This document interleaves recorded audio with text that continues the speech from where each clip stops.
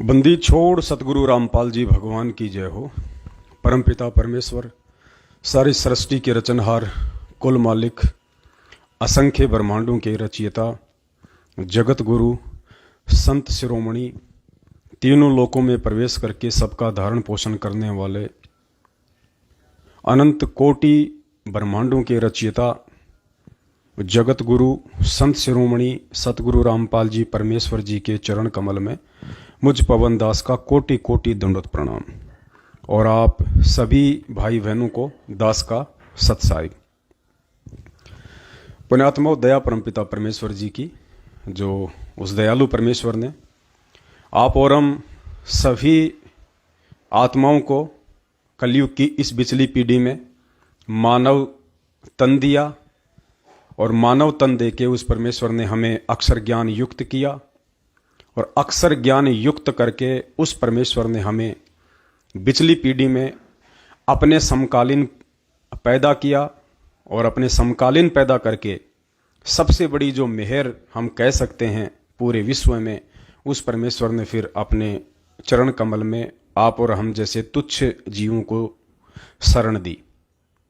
और उसके बाद परमेश्वर ने अपने मिशन को आगे बढ़ाया।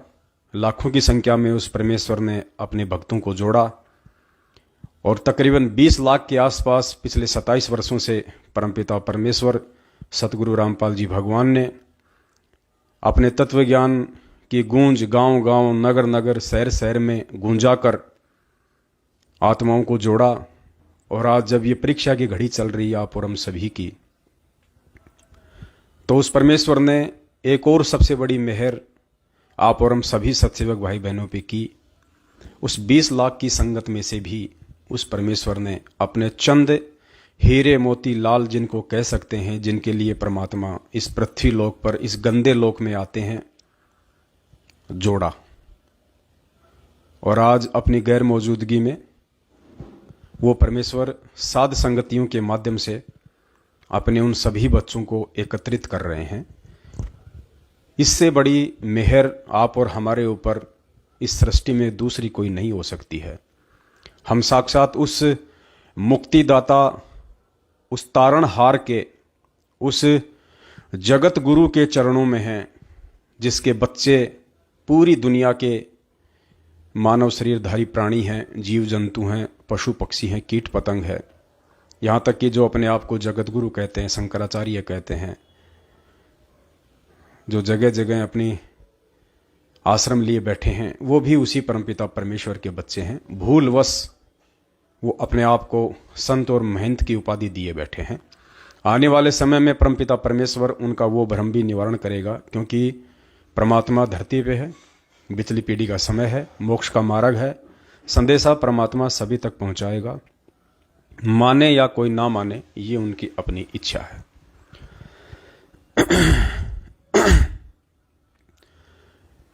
और आज एक छोटा सा संदेशा आप सभी भाई बहनों को देना था साध संगति के विषय में। उससे पहले हम परमपिता परमेश्वर जी को भोग लगाएंगे छोटी आरती के साथ में। आज लग गया साहिब को भोग दिन के टुकड़े पानी का। तो पहले हम परमपिता परमेश्वर जी को उस शब्द के साथ में भोग लगाते हैं। दास आपको पीछे का नहीं दिखा पाएगा नज़ारा, क्योंकि दास ने स्टैंड पे लाइव साध संगति लगा रखी है। तो हम आरती करते हैं परमपिता परमेश्वर जी के साथ में। उसके बाद फिर जो संदेशा है सभी भगत भाई बहनों को देंगे। ज़्यादा लंबा वीडियो नहीं होगा, 5 मिनट का परमेश्वर का ये शब्द है। उसके बाद फिर हम अपना संदेशा देंगे, जिसके लिए परमेश्वर ने निमित्त बनाया है।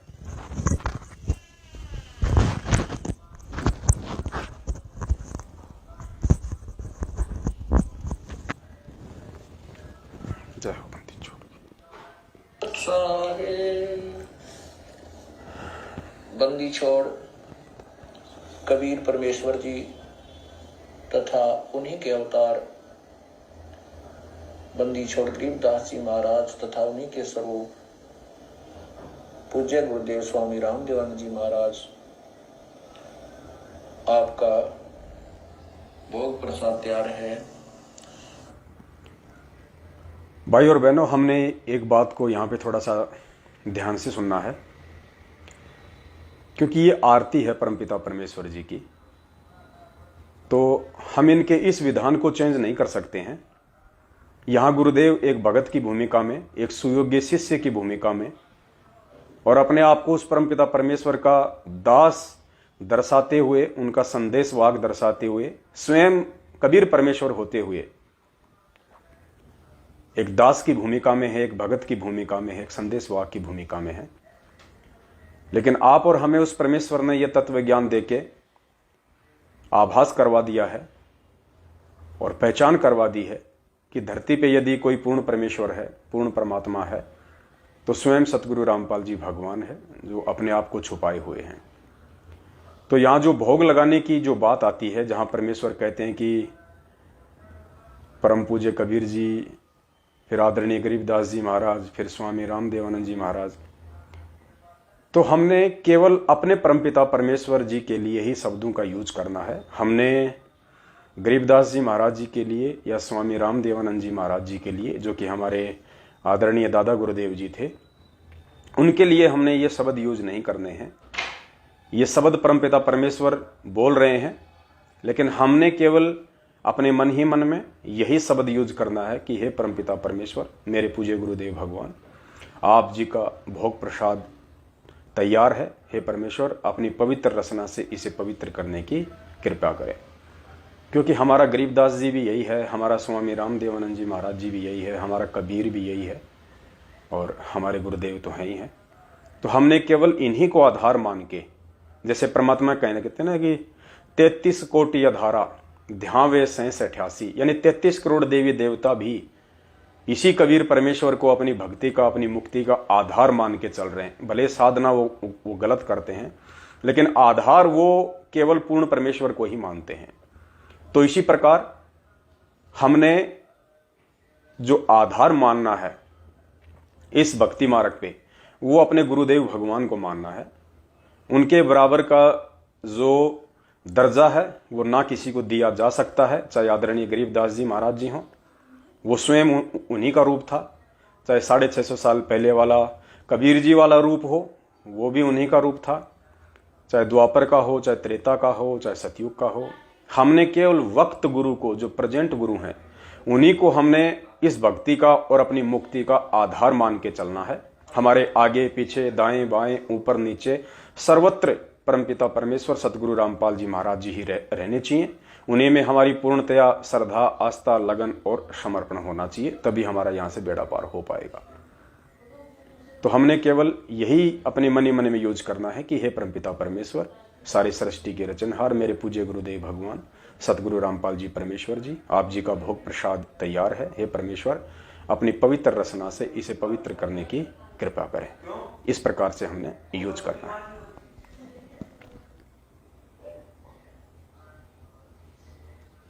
अपनी पवित्र रचना से इसे पवित्र करने की कृपा करें। हे परमात्मा, हम दिनों के इस टुकड़े को स्वीकार कीजिए। ये बंदी छोड़ पाठ करते समय किसी भी पाठी द्वारा कोई पाठ्यक्रम में त्रुटि रही हो या सेवक द्वारा कोई सेवा में कमी आई हो, हम तुझपुति जीवों को तुच्छ जानकर अक्षमा करना परवरदिगार। सत साही आज लग्या साहेब को भोग दीन के टुकड़े पानी का, कोई जगह पुरबला भाग सफल हुआ दिन जिंदगानी का। आज लग्या साहेब को भोग के टुकड़े पानी का, कोई जगह पुरबला भाग्य सफल हुआ दिन जिंदगान। व्यंजन छति सो ये नाचा में, व्यंजन छति सो ये नाचा, जो मिल जावे रुचि रुचि पावे, जो मिल जावे रुचि रुचि पावे। प्रसाद अलूणा ये खा जावे, प्रसाद अलूणा ये खा जावे। बावले देखे प्राणी का, कोई जगया पूरब भाग सफल होया दिन जिंदगानी का। समन जी ने भोग लगाया, समन जी ने भोग लगाया, सिर लड़के का काट कलाया, सिर लड़के का काट कलाया, बंदी छोड़ने तुरंत जीवाया, बंदी छोड़ने तुरंत जीवाया, पाया फल संत यजमानी का, कोई जगया पूरब भाग सफल होया दिन जिंदगानी का।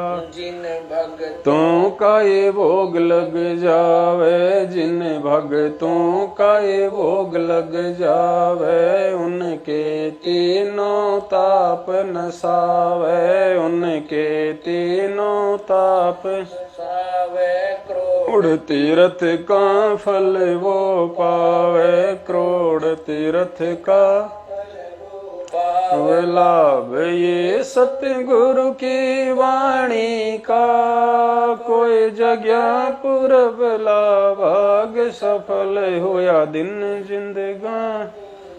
संतों की वाणी है अनमोल, संतों की वाणी है अनमोल, इसे ना समझ सके अनबोल, इसे ना समझ सके अनबोल। साहिब ने भेद दिया सब खोल, साहिब ने भेद दिया सब खोल, अपनी सतलोक राजधानी का, कोई जगया पूरब भाग सफल होया दिन जिंदगानी का।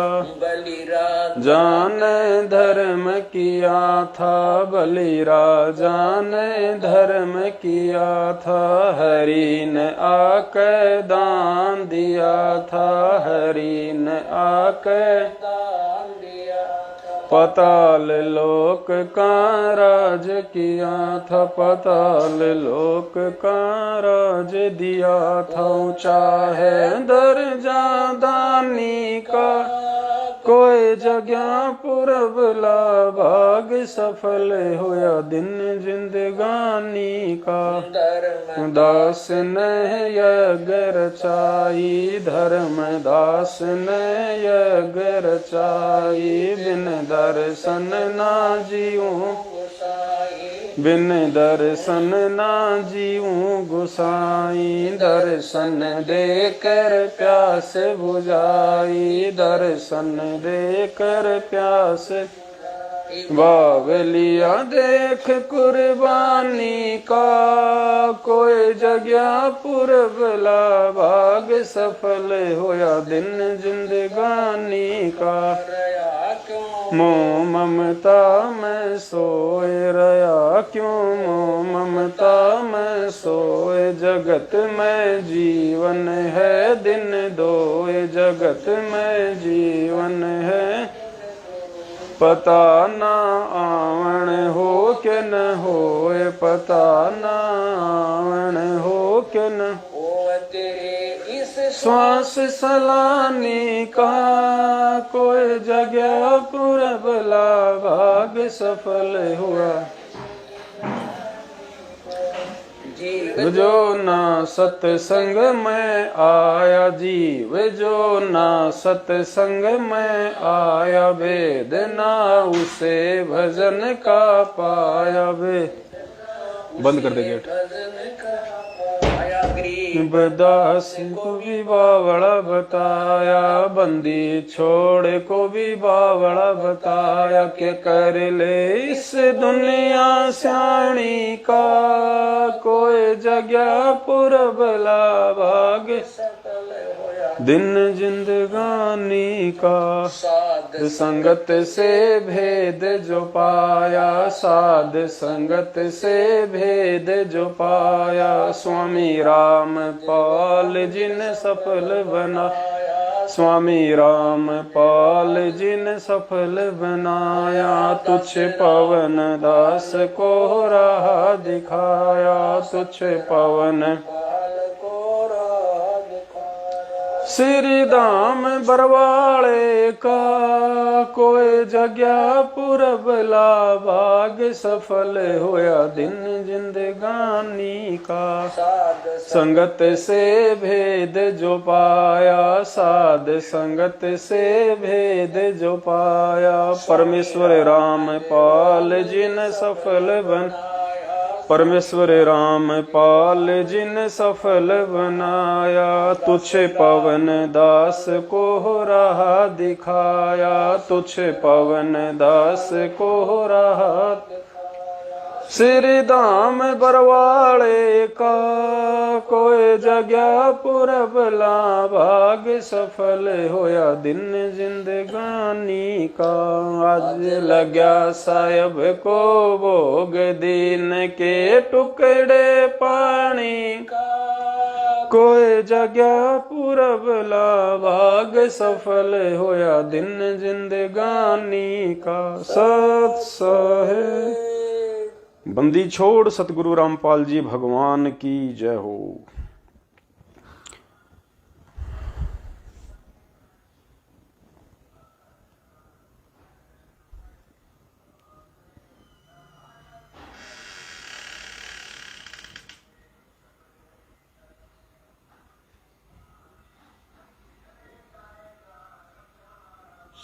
भगवान उसी से मिलेगा। सत्साई पुण्यात्माओं, दया परमपिता परमेश्वर जी की, और काफ़ी संख्या में आप भगत भाई बहन जुड़ चुके हैं, और एक छोटा सा संदेशा आप सभी भगत भाई बहनों के लिए यहाँ पे। ये जितने भी साथ संगति के जो प्रोग्राम हैं, परमपिता परमेश्वर सतगुरु रामपाल जी भगवान के आशीर्वाद से, उनकी सत प्रेरणा से, उनके द्वारा जो सद्बुद्धि अपने दासों को बख्शी गई है, उस आधार से जहाँ जहाँ भी साथ संगति के कार्यक्रम रखवाए जा रहे हैं, ये कोई साधारण कार्यक्रम नहीं है, क्योंकि इस पूरी पृथ्वी के ऊपर उस परमेश्वर ने प्रेम और एकता का संदेशा देना है, और प्रेम और एकता का जो संदेश है वो वही आत्माएं दे सकती हैं जो स्वयं उस मार्ग पे चल रही होंगी। और इस पूरे विश्व में ये प्रेम और एकता का संदेश परमपिता परमेश्वर सतगुरु रामपाल जी भगवान के यथार्थ 13वें कबीर पंथ में ही संभव है। इसके अलावा पूरी दुनिया में कहीं कोई निश्चल और निष्कपट भाव से और निस्वार्थ भाव से प्यार, प्रेम और एकता आपको देखने को नहीं मिलेगी। काल भगवान ने इस एकता और प्रेम के मार्ग में जो गंदगी पैदा करनी चाहिए थी, परमपिता परमेश्वर ने पिछले 27 वर्षों से उसी गंदगी को दूर करने का प्रयास किया है।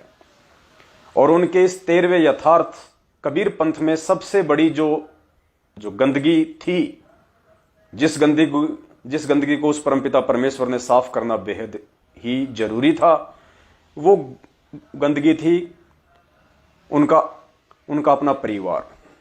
क्योंकि वंशवाद या परिवारवाद और भाई भतीजावाद इस कबीर परमात्मा के सत भक्ति मार्ग में सबसे बड़ी बाधा होती है। तो परमेश्वर ने भगत समाज के सामने पिछले 27 वर्षों से सत्संगों के माध्यम से अपने बच्चों को अपने परिवार के विषय में समझाने में कहीं कोई कमी नहीं छोड़ी संकेतों में। लेकिन जो भगत भाई बहन नहीं समझ पाए, उसके बाद भी परमात्मा ने उनको समझाना बेहद ही जरूरी था। तो ये बरवाला कांड की जो घटना है, ये उन्हीं काल प्रेरित लोगों का मनमाना आचरण था, जिनके कुकर्मों के चलते, जिनकी मनमानी हरकतों के चलते, गुरु को परमात्मा ना मानकर अपनी मनमानियां ज्यादा करने के चलते काल भगवान का दाव लगा, और कुप्रेरणा काल भगवान ने उनके परिवार वालों में की। और ये बरवाला कांड उसी का एक नतीजा है जो आपके सामने है। परमेश्वर के सत ज्ञान और मिशन के विपरीत वहां पे सारी क्रियाएं की गई, जैसे कि लड़ाई झगड़ा, भक्तों को काले कपड़े पहनाना, उनके हाथों में हथियार पकड़ाना, मरने मारने के लिए पुलिस वालों के सामने खड़ा कर देना। ये परमेश्वर के मार्ग में नहीं है। इस परमेश्वर ने 27 साल से चींटी तक को बेवजह सताने के लिए अपने भक्तों को मना किया है। फिर यहां परमेश्वर जो उन्हीं के बच्चे थे सामने, पुलिस वाले, प्रशासन वाले, वो भी इसी परमात्मा के बच्चे हैं। कैसे एक बाप अपने दो बच्चों को आमने सामने मरने मारने के लिए खड़ा करवा सकता है? तो परमेश्वर ने उस घटना के माध्यम से भी भगत समाज की आंखें खोलने का पूरा प्रयास किया, लेकिन कुछ मंदबुद्धि लोग नहीं समझ पाए।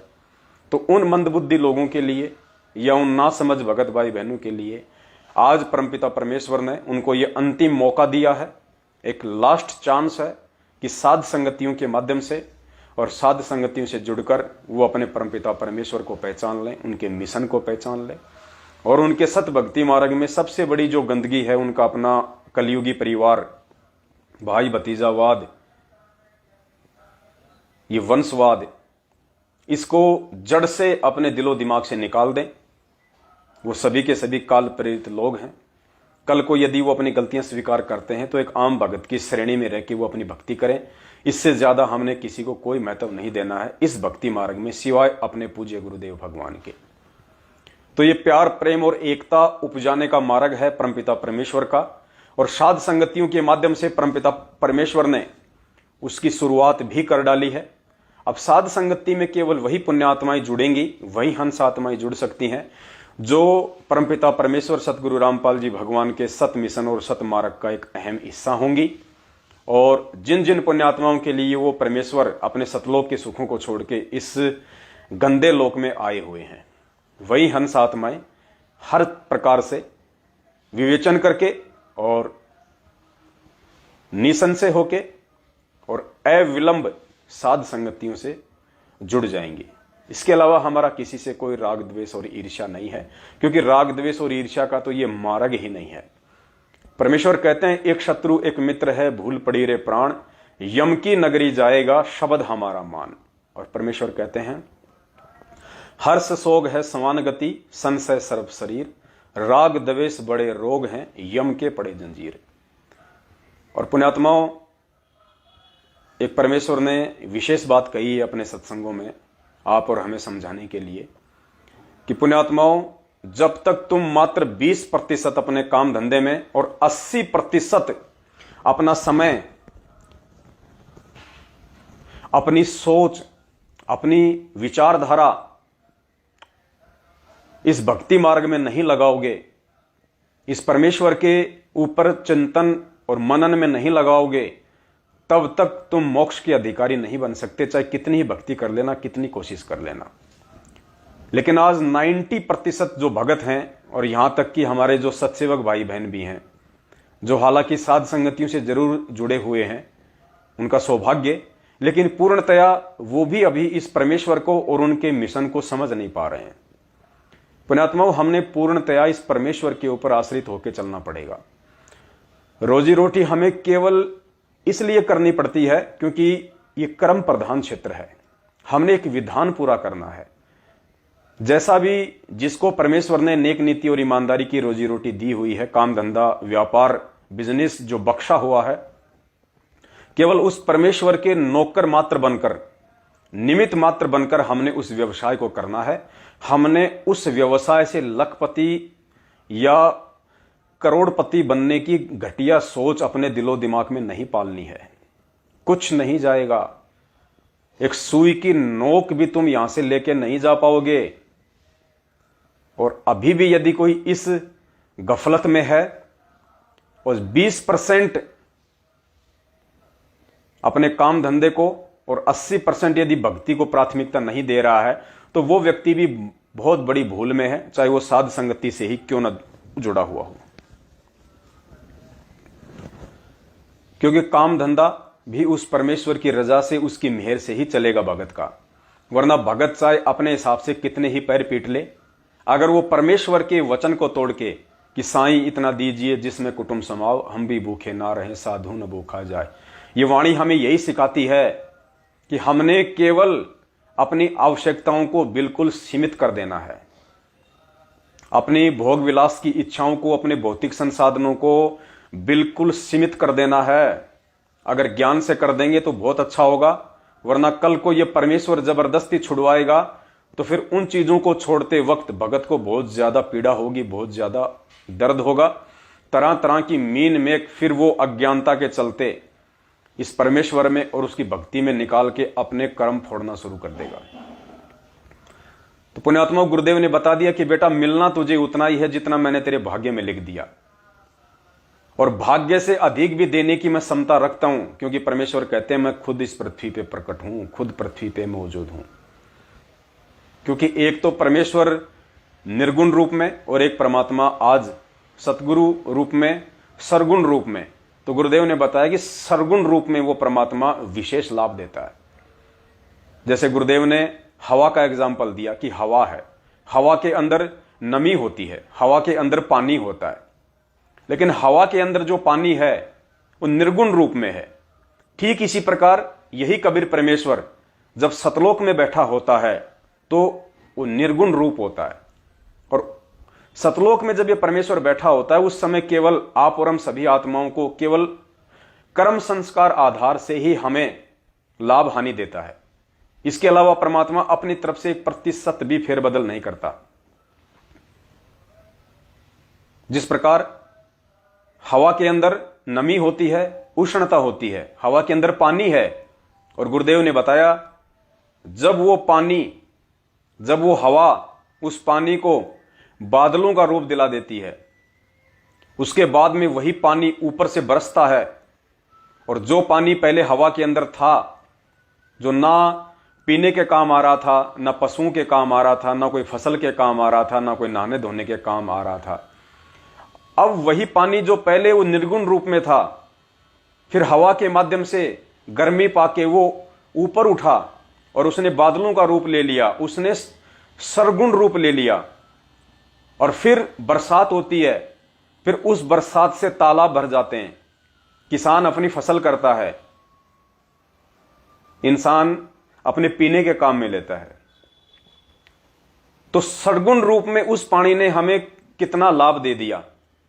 ठीक इसी प्रकार पुण्यात्माओं निर्गुण रूप में यह कबीर परमेश्वर सतलोक में बैठा हुआ है, सारे ब्रह्मांडों का संचालन कर रहा है, और जब यह कबीर परमेश्वर सतगुरु का रूप धारण करके सरगुण रूप में इस पृथ्वी पे आ जाता है, तो ये ठीक उसी प्रकार विशेष लाभ जो निर्गुण रूप में रहते हुए नहीं दे सकता था, सरगुण रूप में आके अपनी आत्माओं को देता है। जैसे कि मोक्ष, और मोक्ष मार्ग में यहाँ की जो भी चीजें बाधक होती हैं, कोई काम धंधा नहीं चल रहा होता है, कोई हारी बीमारी होती है, कोई हमारे या बच्चों के संस्कार ऐसे बिगड़े हुए होते हैं जो भक्ति मार्ग में आगे चल के हानि पैदा करने वाले हों, तो परमेश्वर सरगुण रूप में उनको भी खत्म कर देता है, क्योंकि ये उसकी समर्थता है सरगुण रूप में।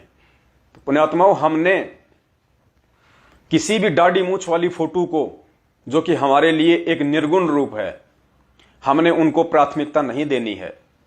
हमने सरगुण रूप में आए हुए सतगुरु रामपाल जी भगवान के चोले में इस कबीर परमेश्वर को ही प्राथमिकता देनी है, वरीयता देनी है, प्रायोरिटी देनी है। और इसी परमेश्वर का 8 सितंबर के दिन हमने प्रकट दिवस मनाना है। अपने हृदय में इसी परमेश्वर को हमने समा के रखना है, और जितना जल्दी हो सके यदि हम भगत आत्माएं अपने परमपिता परमेश्वर को, अपनी आत्मा के पति को हम समझ जाएं, उनको पहचान लें कि धरती पे यदि कोई परमेश्वर है, यदि कोई जिंदा कबीर है, तो सिर्फ और सिर्फ सतगुरु रामपाल जी भगवान है। और ये पहचान होने के बाद में फिर हमने उस परमेश्वर के विधान पे चलना होगा, हमने थोड़ी हिम्मत करनी पड़ेगी। कौन सा विधान? परमेश्वर कहते हैं उसके बाद यदि तुम मात्र 20% अपने काम धंधे में, और 20% काम धंधे में भी परमेश्वर का नाम, परमेश्वर का ध्यान, परमेश्वर का सुमरण, और बाकी जो 80% समय है वो तो तुमने पूर्णतया अपने सतगुरु की सेवा में, सतगुरु के द्वारा जो भक्ति बख्शिश की गई है उसमें तुम्हें लगाना ही पड़ेगा। तब जाके तुम्हारा बेड़ा पार होगा, अन्यथा कोई कितना ही प्रयास कर ले। ठीक है, जैसी भक्ति करेगा, जैसी सेवा सुमरण साधना करेगा, प्रतिफल परमेश्वर उसको अवश्य देंगे, क्योंकि परमेश्वर कभी किसी का रखता नहीं है। तो ये विधान परमेश्वर का आप एक बार सुन लीजिए, और उसके बाद फिर आपने विचार करना है कि अभी हम भक्ति मार्ग में कौन से पायदान पे हैं और हमने कितनी सीढ़ी और ऊपर जाना है।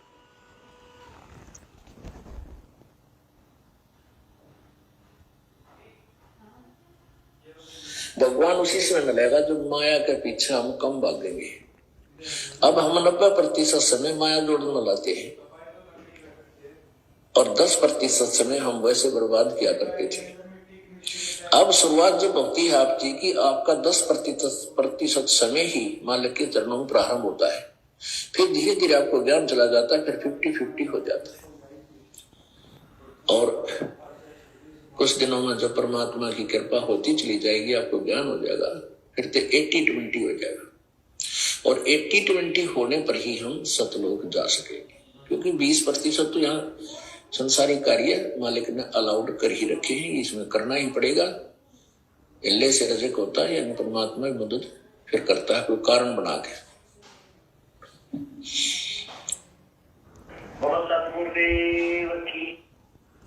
तो पुण्यात्मा, ये विधान बताया परमपिता परमेश्वर सतगुरु रामपाल जी भगवान ने, और विधान बताया किसको? आप और हम ही भक्तात्माओं को। और बताया इसलिए है ताकि हम इसके ऊपर चलें, हम इस विधान को अपने जीवन में एप्लीकेबल करें। और जब तक हम इस विधान को अपने जीवन में लागू नहीं करेंगे तब तक हम सफल नहीं हो सकते, क्योंकि परमेश्वर के विधान को तोड़ के, उनकी मर्यादाओं को तोड़ के ना आज तक कभी कोई सफल हुआ है, ना हो पाएगा। और ये साध संगति के जो कार्यक्रम हैं, ये उस परमेश्वर के विधान को एप्लीकेबल करवाने का एक साधन मात्र है। आज परमेश्वर अपने बच्चों की वो तड़फ देख रहा है, अपने बच्चों की वो लगन और समर्पण भाव ही चेक कर रहा है कि भक्त आत्माएं मुझे कितना पहचान पाई हैं, और कितना मुझे पहचान के फिर किस भाव से और कितना वो मेरे ऊपर समर्पित हो पा रही हैं। यही परमेश्वर चेक कर रहे हैं साध संगतियों के माध्यम से। और पुण्यात्माओं, बहुत बड़ी मेहर है परमात्मा की। ये दुनिया की सबसे बड़ी सेवा है यदि आप साध संगत से जुड़े हुए हैं। इससे आपके विचार शुद्ध होंगे, आपका सतगुरुदेव जी के प्रति भाव बढ़ेगा, समर्पण बढ़ेगा, लगन बढ़ेगी, और हमें वो परमेश्वर अपनी पहचान करवा देगा एक दिन, जब हम इसी प्रकार साध संगतियों से हम जुड़े रहेंगे। हम परमेश्वर की महिमा का गुणगान करते रहेंगे, अपने पूज्य गुरुदेव भगवान को पूर्ण परमात्मा मान के, वे तो हैं ही परमात्मा, हम नहीं मान पा रहे, ये हमारी अज्ञानता है, नासमझी है। उन्हें पूर्ण परमेश्वर मान के अपने हृदय से, अपनी अंतरात्मा से जब हम उनको भोग लगाना शुरू कर देंगे अपने अपने घरों में,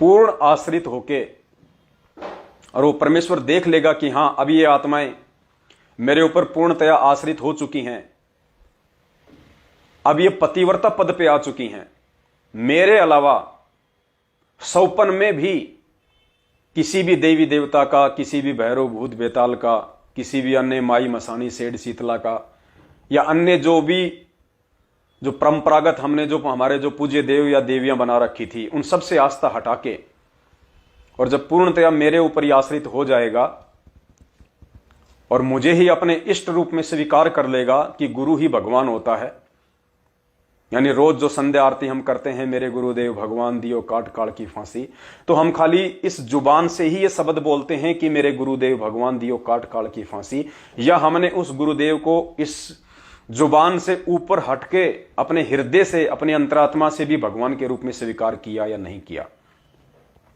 जिस दिन वो परमात्मा, वो अंतर्यामी परमेश्वर हमारे अंतर मन में उठने वाले उस भाव को जांच लेगा, चेक कर लेगा, और देख लेगा कि हां, आज ये आत्मा पूर्णतया पतिव्रता पद के ऊपर आ चुकी है, ये अपने आध्यात्मिक और सामाजिक और व्यावहारिक क्षेत्र में पूर्णतया मेरे ऊपर आश्रित हो चुकी है, उसके बाद वो परमात्मा अपने आत्माओं को कांटा भी नहीं लगने देता है। पुण्यात्माओं, पहले बात तो उसके बाद आपके ऊपर कोई कर्म की मार नहीं लग सकती, जैसा गुरुदेव का विधान है। और यदि कोई कर्म की मार यदि लग भी गई आपके ऊपर, तो गुरुदेव कहते हैं फिर बहुत भयंकर समझना कि आज के बाद तेरा जीवन शेष नहीं था, जो परमेश्वर उसको हल्के में काट रहा है, हल्के में टाल रहा है। और दास तो यह कहेगा कि पुण्यात्माओं, आपको एक 2 रुपए की टैबलेट लेने की आवश्यकता नहीं पड़ सकती। एक 2 रुपए की टेबलेट तक आपको लेने की आवश्यकता नहीं पड़ सकती। ये वो बंदी छोड़ है, ये वो परमात्मा है जो धरती पे प्रकट है। क्योंकि डॉक्टर की आवश्यकता उसी समय तक थी जब तक ये बंदी छोड़ इस धरती पे प्रकट नहीं था, और जब ये बंदी छोड़ धरती पे प्रकट हो गया है तो भगत के लिए अब उन डॉक्टर्स की आवश्यकता नहीं है। दास गरीब तबीब सतगुरु बंदी छोड़ दयाल है, सबसे बड़ा डॉक्टर अब ये बंदी छोड़ है। क्योंकि कंपाउंडर से इलाज करवाना हमारी तब तक मजबूरी हो सकती है जब तक कि डॉक्टर हॉस्पिटल में ना हो, और जब डॉक्टर हॉस्पिटल में आ जाए उसके बाद यदि कोई कंपाउंडर से इलाज करवाता है तो वो दुनिया का सबसे बड़ा मूर्ख व्यक्ति होता है। तो इसी प्रकार पुण्यात्माओं, हम आध्यात्मिक प्राणी हैं। परमेश्वर ने आप और हमारे को भगत बनाया है, और भक्ति मार्ग का सबसे बड़ा डॉक्टर, यानी व्यावहारिक क्षेत्र में जो डॉक्टर होते हैं, जो एमबीबीएस या एमडी की डिग्रियां लेके बैठे हुए हैं, उनके ऊपर भी यदि कोई डॉक्टर है तो वो परमात्मा है। क्योंकि डॉक्टर भी जब किसी का क्रिटिकल ऑपरेशन या सर्जरी करता है और उसके बाद जब उसके परिवार वाले पूछते हैं कि डॉक्टर साहब क्या हाल है, तो डॉक्टर भी यही कहता है कि साहब मैंने मेरा काम कर दिया, अब ऊपर वाले से दुआ करो, ऊपर वाले से दुआ करो। तो सबसे बड़ा डॉक्टर कौन हुआ? यानी उस डॉक्टर को भी अपने ट्रीटमेंट पे, अपने ऑपरेशन पे पूरा यकीन नहीं होता है कि मैंने जो इसका ऑपरेशन कर दिया, जो ट्रीटमेंट मैंने इसको दे दिया, ये सफल हो ही जाएगा। उस डॉक्टर को भी पूर्णतया विश्वास नहीं होता है। वो भी अंत में यही कहता है कि मैंने मेरा काम कर दिया, अब ऊपर वाले के हाथ में। यानी उसको सफल करना या ना करना उस जीव आत्मा के संस्कार आधार से अब उस परमपिता परमेश्वर के हाथ में है। और पुण्यात्मा, वो परमपिता परमेश्वर जो वेदों का वेद, जो तबीबों का तबीब और डॉक्टरों का डॉक्टर सतगुरु रामपाल जी भगवान आज साक्षात हमारे गुरुदेव, हमारे पूज्य गुरुदेव भगवान के रूप में धरती पे विद्यमान है, धरती पे प्रकट हैं। और सबसे बड़ी दया उस डॉक्टर ने आप और हम नीच आत्माओं को ये नाम रूपी भिक्षा देके अपने ऑपरेशन थिएटर में ले लिया। तो पुण्यात्माओं, अब हमें और किसी डॉक्टर की आवश्यकता होनी नहीं चाहिए, हमने किसी के ऊपर निर्भर होना ही नहीं चाहिए। हर प्रकार से अब वो परमेश्वर हमारा रक्षक है। भक्ति रूपी रक्षा कवच उसने चारों तरफ हमारे लगा रखा है। हमने पूर्णतया अपने आप को एडी से लेकर चोटी तक उस परमपिता परमेश्वर सतगुरु रामपाल जी भगवान को समर्पित कर देना है। और जब तक हम अपने आप को उनके चरण कमलों में समर्पित नहीं करेंगे पुण्यात्माओं, तब तक हम भगत की श्रेणी में भी नहीं हैं। और जब तक हम उन्हें अपना आधार मान के अपने आप को उनके प्रति समर्पित नहीं करेंगे, तब तक हमारे ऊपर संकट भी आएंगे, परेशानियां भी आएंगी और पीड़ा भी आएंगी। क्योंकि वही बात है, जब आपके घर में 2 पैसे नहीं होंगे तो आप क्या करोगे? आप भगवान को याद करोगे कि हे परमात्मा, हे गुरुदेव देख लेना परमात्मा, हे बंदी छोड़ दास के पास कुछ नहीं है परमात्मा, मालिक आप ही का सहारा है परमेश्वर। यदि घर में कोई बीमारी हो जाए, कोई बच्चा एक्सीडेंट हो जाए, कोई छोटी मोटी कोई दुर्घटना हो जाए, तो भगत क्या करेगा जिसके घर में पैसे नहीं है? कौन भगत जो परमेश्वर के विधान पे चलेगा कि साईं इतना दीजिए जिसमें कुटुंब समाव, हम भी भूखा ना रहे साधु ना भूखा जाए। खुद हमारे भगवान ने, सारे सृष्टि के रचनहार ने एक जुलाहे की भूमिका की, एक झोपड़ी में रहा, और वो जितना कमाता था अपना रोजी रोटी का रख के बाकी परमेश्वर भंडारा कर दिया करते थे। घर में उस गंदगी को, उस माया को नहीं रखते थे। ये उदाहरण दिया भगवान ने। तो ऐसा यदि कोई भगत होगा जिसका बहुत लंबा चौड़ा कारोबार है, अगर ज्ञान है तो उस कारोबार को समय रहते वो समेट लेगा, वरना आने वाली जो परिस्थितियां हैं वो अपने आप उस कारोबार को समेटने पे आपको मजबूर कर देंगी, और उस समय आपको बहुत बड़ा दुख होगा, दर्द होगा आपको। और ये संदेशे परमात्मा दिलवा रहे हैं, समझ जाओ, समझदार को संकेत ही काफी होता है। समय रहते उस गंदगी को समेट लो, हैंड टू माउथ, यानी इस परमेश्वर के ऊपर आश्रित हो जाओ। उसके बाद रोजी रोटी की समस्या आप और हमारी नहीं, इस परमेश्वर की है। हम केवल निमित्त मात्र बने रहें छोटे मोटे काम धंधे के लिए। अरे जिस परमात्मा ने हमें ये अनमोल करने के लिए भजन दे दिया, क्या खाने के लिए भोजन नहीं देगा? भोजन तो उस परमात्मा ने जब मां के गर्भ में थे, आए भी नहीं थे बाहर, उसी समय निर्धारित कर दिया था कि बेटा आजीवन तुझे किस प्रकार से अपना जीवन निर्वाह करना है। और अगर उसमें भी कोई समस्या आनी थी तो खुद वो परमात्मा सरगुण रूप में, सतगुरु रूप में आज हमसे अटैच हो चुका है, हम उनसे जुड़ चुके हैं। अब कौन सी कमी छोड़ देगा परमात्मा। 1-1.5 साल का या 6 महीने का बच्चा होता है, पूर्णतया माँ बाप के ऊपर आश्रित होता है, वो काम धंधा नहीं कर सकता, उसको नहीं पता। तो पूरी टेक केयर कौन करता उसकी। जब सर्दी आती है तो किसको चिंता बनती है कि अब इसके जो है जुराब लेके आने हैं, अब इसके जूते लेके आने हैं, इसका स्वेटर लेके आना है। कौन चिंता करता है? वो माँ बाप चिंता करते हैं। क्यों? क्योंकि वो बच्चा पूर्णतया माता पिता पे आश्रित है। और जब वो बच्चा 20-22 साल का हो जाता है, वो कमाने के लायक हो जाता है, फिर माँ बाप उसकी चिंता नहीं करते, बिल्कुल नहीं करते। माँ बाप को पता है कि अभी हमारे ऊपर आश्रित नहीं है, तो माँ बाप चिंता नहीं करते कि सर्दी आ गई, इसको जूते ला के देने, स्वेटर ला के देनी है, नहीं। तो पुण्यात्माओं, हमने वो 6 महीने का बालक बन के और भक्ति विधान को पूरा करते हुए अपने गुरुदेव भगवान सतगुरु रामपाल जी परमेश्वर जी के चरण कमलों में समर्पित होना है। तब ये परमात्मा हमारी हर संकटों से, हर समस्याओं से, हर पीड़ाओं से रक्षा करेगा, हमारे को निजात दिलवाएगा। और पुण्यात्माओं, बिना साध संगति से जुड़े, बिना अपने सत्सेवक भाई बहनों के साथ जुड़े, क्योंकि सत्सेवक ही पूरी पृथ्वी पे मानव शरीरधारी वो प्राणी है जो पूर्ण परमात्मा, सारी सृष्टि के रचनहार, तीनों लोकों में प्रवेश करके सबका धारण पोषण करने वाले बंदी छोड़, जिनका वैदिक नाम कबीर देव है और वर्तमान में सरगुण रूप में सतगुरु रामपाल जी परमेश्वर जी के रूप में हमारे पूज्य गुरुदेव भगवान के रूप में प्रकट हैं। उनके जो सत्सेवक बच्चे हैं, केवल वही उनकी मर्यादाओं में रह के और उन्हें पूर्ण परमेश्वर मान के उनके प्रत्येक भक्ति विधान को फॉलो करते हुए इस भक्ति मार्ग पे चल रहे हैं। और जो बंदा, जो भगत इस कैटेगरी में है, पूर्ण समर्पण वाली में, पुण्यात्माओं, परमात्मा उसका बाड़ बाका नहीं होने देगा। और किसी को लग रहा है कि इसका बाड़ बाका होने जा रहा है या इसका बाड़ बाका होगा, ये उस व्यक्ति की महाभूल होगी। उस भगत के साथ यदि ऐसा कोई संकट वाली स्थिति पैदा होती है तो पुण्यात्माओं, ये फिर उस भगत की परीक्षा है। संकट नहीं कह सकते उसको, दुविधा नहीं कह सकते, पीड़ा नहीं कह सकते। ऐसे भगत के ऊपर यदि कोई समस्या आती है तो उसकी परीक्षा होगी वो। पुण्यात्माओं, मंसूर पूर्णतया अपने गुरुदेव समस्त वेद जी के ऊपर आत्मनिर्भर था। पूर्णतया सिमली से भी ज्यादा समर्पण उसने अपने गुरुदेव को कर दिया था। और उसके बाद मंसूर जी के साथ में क्या घटना घटी, उन लोगों ने उनका अंग अंग काट दिया। अब जो मंद बुद्धि थे, जो नासमझ थे, वो तो यही सोच रहे थे कि यार क्या फायदा ऐसे गुरु बनाने का, ये तो बहुत इसकी ज्यादा प्रशंसा किया करता था, इसको भगवान कहा करता था, और आज इसका भगवान कहाँ गया, देखो ये लोग इसको मार रहे हैं, इसको काट रहे हैं, ऐसी दुर्गति से इसकी मौत कर रहे हैं।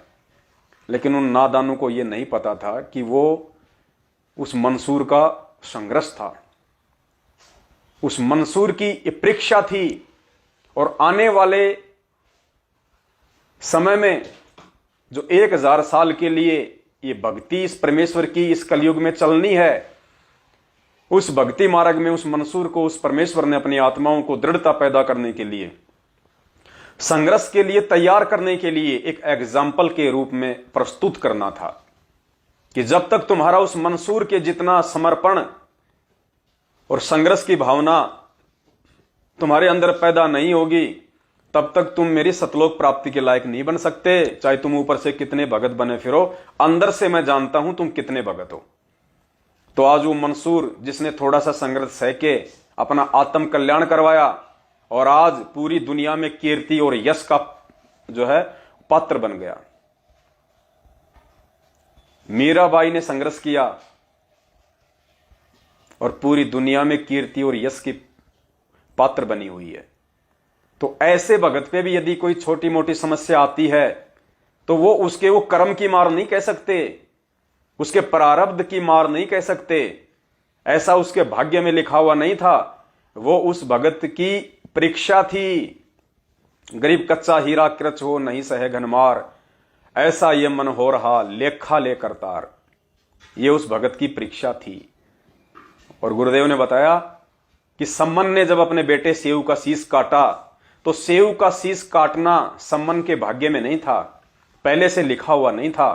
परमेश्वर ने उसके विश्वास की परीक्षा लेने के लिए कि भगत कैसा होता है, अपने गुरु के ऊपर एक भगत का कितना समर्पण होना चाहिए, कितना विश्वास होना चाहिए, ये उसकी परीक्षा थी।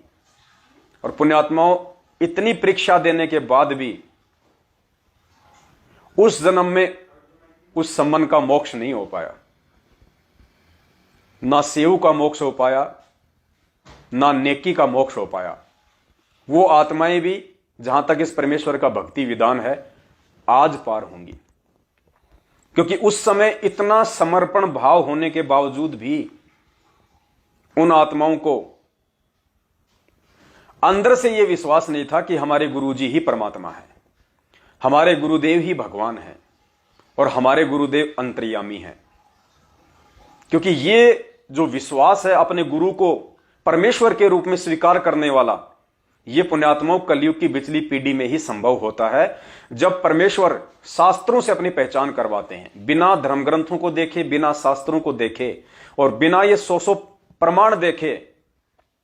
पुण्यात्माओं, ये जीव आत्मा अंदर से कभी भी स्वीकार नहीं कर पाती है कि इंसान के रूप में भी भगवान आ जाता है, कभी भी नहीं कर। लोगों ने राम और श्री कृष्ण जी को भगवान मान रखा है, लेकिन अंदर से कोई नहीं मानता कि वो भगवान है, वो राम है, वो परमात्मा है। अगर अंदर से राम भगवान और परमात्मा मानते तो पुण्यात्माओं आज देश दुनिया में शराब के ठेके नहीं खुलते, देश और दुनिया में आज ये बूचड़ खाने नहीं खुलते। मुसलमान यदि उस अल्लाह को यदि वास्तव में अल्लाह मान रहा होता तो बकरे नहीं काटता, भेड़ बकरियां नहीं काटता, जीव हत्या नहीं करता, लोग दारू तमाकू शराब नहीं पीते, क्योंकि वो लोग केवल अपनी जुबान से उनको, उन महापुरुषों को भगवान कहते हैं, परमात्मा कहते हैं, लेकिन हृदय से ना मान पाने के चलते उनसे वो मर्यादाओं का पालन भी नहीं हो पा रहा। वो कुकर्म वो करने से बाज नहीं आ सकते, क्योंकि जब आपको अंदर से फील होगा, अंदर से ये विश्वास होगा कि ये भगवान है, उसके बाद आपको भय बनेगा, आपको भय बनेगा फिर। तो पुण्यात्माओं, जब तक हम अपने गुरुदेव भगवान को अंदर से अपने हृदय से परमेश्वर के रूप में स्वीकार नहीं कर लेंगे इस ज्ञान आधार से, ये सौ प्रमाण देख के, तब तक हम भक्ति मार्ग पे सफल नहीं हो सकते। तो सेऊ, सम्मन और नेकी को अंदर से विश्वास नहीं था कि कबीर जी ही पूर्ण परमात्मा है, सारी सृष्टि के रचनहार हैं, ये अंतर्यामी भगवान है। ये केवल आज पिछली पीढ़ी में ही संभव है। ये शिक्षा और धर्मशास्त्रों में वर्णित ये सबूतों के आधार से,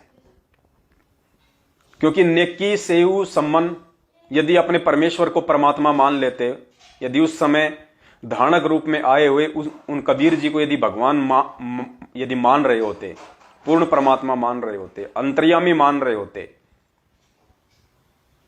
तो नेकी और सम्मन आपस में ये बात नहीं करते अपने बच्चे का शीश काटने के बाद कि गुरुजी को मत बताना, और आंखों में आंसू नहीं आने चाहिए कि हमने बेटे का सिर काट दिया। और ध्यान रखना, भोजन करवाते समय आंखों में आंसू नहीं आने चाहिए, गुरुजी को पता नहीं लगना चाहिए, नहीं तो गुरुजी भोजन नहीं करेंगे, और बिना भोजन किए गुरुजी अगर चले गए तो हमें बहुत बड़ा पाप लगेगा।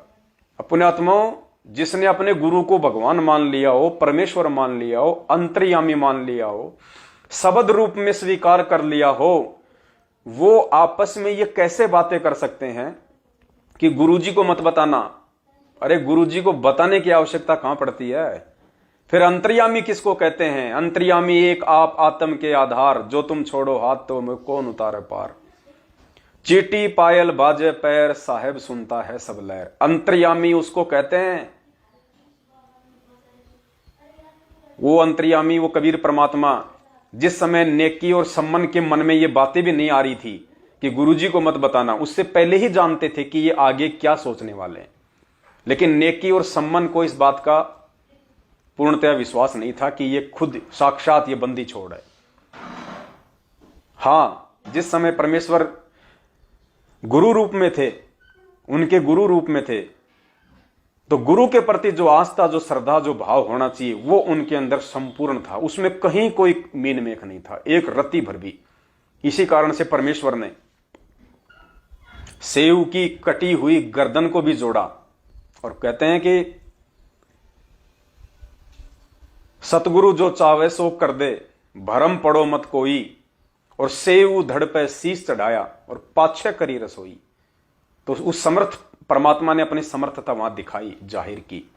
तो पुण्यात्माओं, नेकी, सम्मन, सेऊ, मंसूर आदि जितने भी महापुरुष हुए हैं जिन्होंने एक संघर्ष करके दिखाया है परमेश्वर के आशीर्वाद से, पुण्यात्माओं उनसे कहीं आगे बढ़ के आज आप और हम आत्माओं ने ये धर्मशास्त्रों के प्रमाण देख के, अक्षर ज्ञान लेके, उनसे भी कहीं 2 कदम आगे हमने इस भक्ति मार्ग पे बढ़ना होगा, तब जाके हमारा मोक्ष संभव है। और उसके लिए आपने साध संगतियों से जुड़ना होगा, उसके लिए आपने अपने सत्सेवक भाई बहनों से जुड़ के ये प्यार, प्रेम और एकता के मार्ग को आगे बढ़ाना होगा। हमारे अंदर किसी के प्रति कोई राग द्वेष, कोई ईर्ष्या, कोई छल कपट नहीं होना चाहिए। सौपन में भी सारी पृथ्वी के प्राणी हमारे भगत भाई बहन हैं, ये भाव हमने अपने अंदर में लेके चलना होगा। सौपन में भी हमने किसी के साथ लड़ाई झगड़ा नहीं करना, मनमुटाव नहीं रखना। सामने वाला चाहे हमारे साथ में कितना ही वैर भाव रखे, कितना ही राग द्वेष रखे, आप यदि उस परमेश्वर के बताए गए मर्यादा और विधान पे चल रहे हो तो सामने वाला चाहे कितना ही राग द्वेष रख ले, आपका बाढ़ भी बाका नहीं कर पाएगा। काल भगवान भी उस समय आपके सामने एक बच्चा साबित हो जाएगा, बच्चा, वो भी आपका कुछ नहीं बिगाड़ पाएगा जब आप उस काल भगवान के बाप की शरण में और उनकी मर्यादाओं में रह के चलोगे। तो हमने परमपिता परमेश्वर को आधार मान के, उनके आशीर्वाद से, उनकी सत प्रेरणा से, उनकी गैर मौजूदगी में जो विश्व की सबसे बड़ी सेवा उस परमेश्वर ने आप और हम सभी चंद सत्सेवकों को बख्शी हुई है, हमने अपना 80% तन मन धन यहां पे अपना समर्पण करना है, अपने गुरुदेव को एक अच्छा भगत होने का परिचय देना है, ताकि परमेश्वर हम पे प्रसन्न हो, परमेश्वर हम पे अपनी दया बना रखें और आने वाले विनाशकारी समय से परमात्मा पल पल अपनी उन सभी हंस आत्माओं की रक्षा करें। अन्यथा आज एक भगत जी का फोन आया था उत्तराखंड से, देहरादून से प्रदीप भगत जी हैं, जिन्होंने अभी साथ संगति रखवाई थी 23 अक्टूबर को। तो उन्होंने बताया कि जब से मुझे आपके वीडियो देख के और मुझे सच्चाई का मालूम पड़ा तो मैंने लोगों को जागरूक करना शुरू कर दिया। नामदान केंद्र पे भी मैं गया, मेरे आसपास जितने भी जो भगत भाई बहन थे उन सबको भी मैंने सच्चाई बताई कि भाई ये जो सतलोक आश्रम मैनेजमेंट हरियाणा है, आप इसका साथ छोड़ो, ये काल भगवान का जीता जाता रूप है, ये उस परमेश्वर के भक्ति विधान के खिलाफ कुकर्म आप और हमसे करवा रहा है और हमारी मर्यादा तोड़वा रहा है, ताकि आने वाले समय में वो परमेश्वर हमारी रक्षा ना कर सके और हम उस परमेश्वर के इस भक्ति मार्ग से दूर हो जाएं। ये काल भगवान की बहुत ही सूक्ष्म चाल है। तो उसने बहुत सारे भगत भाई बहनों को समझाया, कुछ भगत आत्माएं उसकी बातें मान भी गई, वो साध संगति से भी जुड़ चुकी हैं, और कुछ एक थे जिन्होंने इस बात को मजाक में लिया। तो आज सुबह भगत जी का फोन आया और भगत जी ने कहा कि जोली ग्रांट पड़ता है कोई भानिया वाला, डोई वाला, जहां पे इनका नामदान केंद्र है, वहां पे एक भगत है जो कि विक्रम टेम्पू चलाता है। उस भगत को भी मैंने जाके समझाया कि भाई आंखें खोल ले, समय रहते साध संगति से जुड़ जा, समय विनाशकारी है। तू कहीं सोच रहा होगा कि मैं 3 टाइम की आरती कर रहा हूं, मैं मैनेजमेंट का भी मैं साथ दे रहा हूं और मेरे तो ऐसे ही मेरी मौज होती रहेगी। भाई ने कहा कि तेरी बैटरी चल रही है, तेरे पास भक्ति नहीं है, तेरी भक्ति मैनेजमेंट बर्बाद करवा चुका है और तेरी बैटरी भी डिस हो चुकी है, ये समझ ले। अगर तेरे पास में सत्सेवकों का संदेश आ रहा है तो परमेश्वर की तेरे ऊपर बहुत बड़ी मेहर है, तेरे कोई संकेत है उस परमपिता परमेश्वर की तरफ से कि बेटा तेरी बैटरी डिस्चार्ज हो चुकी है और वर्तमान में चाहे तू कितनी 3 समय की आरतियों की तालियां पीट ले, कितना ही तू मंत्र जाप कर ले, तुझे वर्तमान में उसका कोई लाभ नहीं मिलना है। और समय रहते अपने सभी कुकर्मों की सतगुरु रामपाल जी भगवान से समय याचना मांग ले, साध संगति से जुड़ जा। उस भाई ने, जो कि टेम्पू चलाता था, ऋषिकेश से भानियावाला, ऋषिकेश से जोली ग्रांट, उसने उस बात पे ध्यान नहीं दिया। और आज भगत जी ने बताया कि आजकल में उसका भयंकर एक्सीडेंट हुआ और उसकी खोपड़ी के ऊपर बस का टायर चढ़ गया और ऑन द स्पॉट उसकी मौत हो गई। सतनाम प्राप्त था, ऑन द स्पॉट उसकी मौत हो गई। पुण्यात्माओं, ये परमात्मा जबरदस्ती नहीं करेगा। मालिक ने विधान बना के छोड़ दिया और गुरुदेव ने हमें आगाह कर दिया कि बेटा मैंने विधान बना के छोड़ दिया है, अब जो मेरे विधान पे चलेगा, मेरी मर्यादाओं को फॉलो करेगा, मैं उसकी रक्षा करूंगा। अन्यथा जबरदस्ती मैं किसी के भी नीचे हाथ नहीं दूंगा, चाहे कोई कितना ही मेरा प्यारा क्यों ना हो, कोई कितना ही बड़ा भगत बनता दिखाई क्यों ना दे। तो पुण्यात्माओं, हमने बहुत ही सावधान होके, हमने बहुत ही सचेत होके इस भक्ति मार्ग पे हमने आगे बढ़ना है। एक एक हमारा जो कदम है, चलो, इस भक्ति मार्ग पे हमारा एक एक कदम हमने ये सोच के रखना होगा कि हमारा जो अगला कदम है वो मौत की तरफ बढ़ रहा है। मेरा जो अगला कदम है वो मौत की तरफ बढ़ रहा है और मुझे उसमें क्या सावधानी रखने की आवश्यकता है। मेरे से कहीं कोई मर्यादा में तो त्रुटि नहीं हो रही है, कहीं मेरे से उस परमपिता परमेश्वर का कोई भक्ति विधान तो नहीं टूट रहा है जिसके चलते वो परमात्मा मेरी रक्षा ना कर पाए। इतना सोच समझ के हमने आगे बढ़ना है। और जो संदेशा था जिसके लिए दास को परमात्मा ने निमित्त बनाया है, वो संदेशा पुण्यात्माओं ये था कि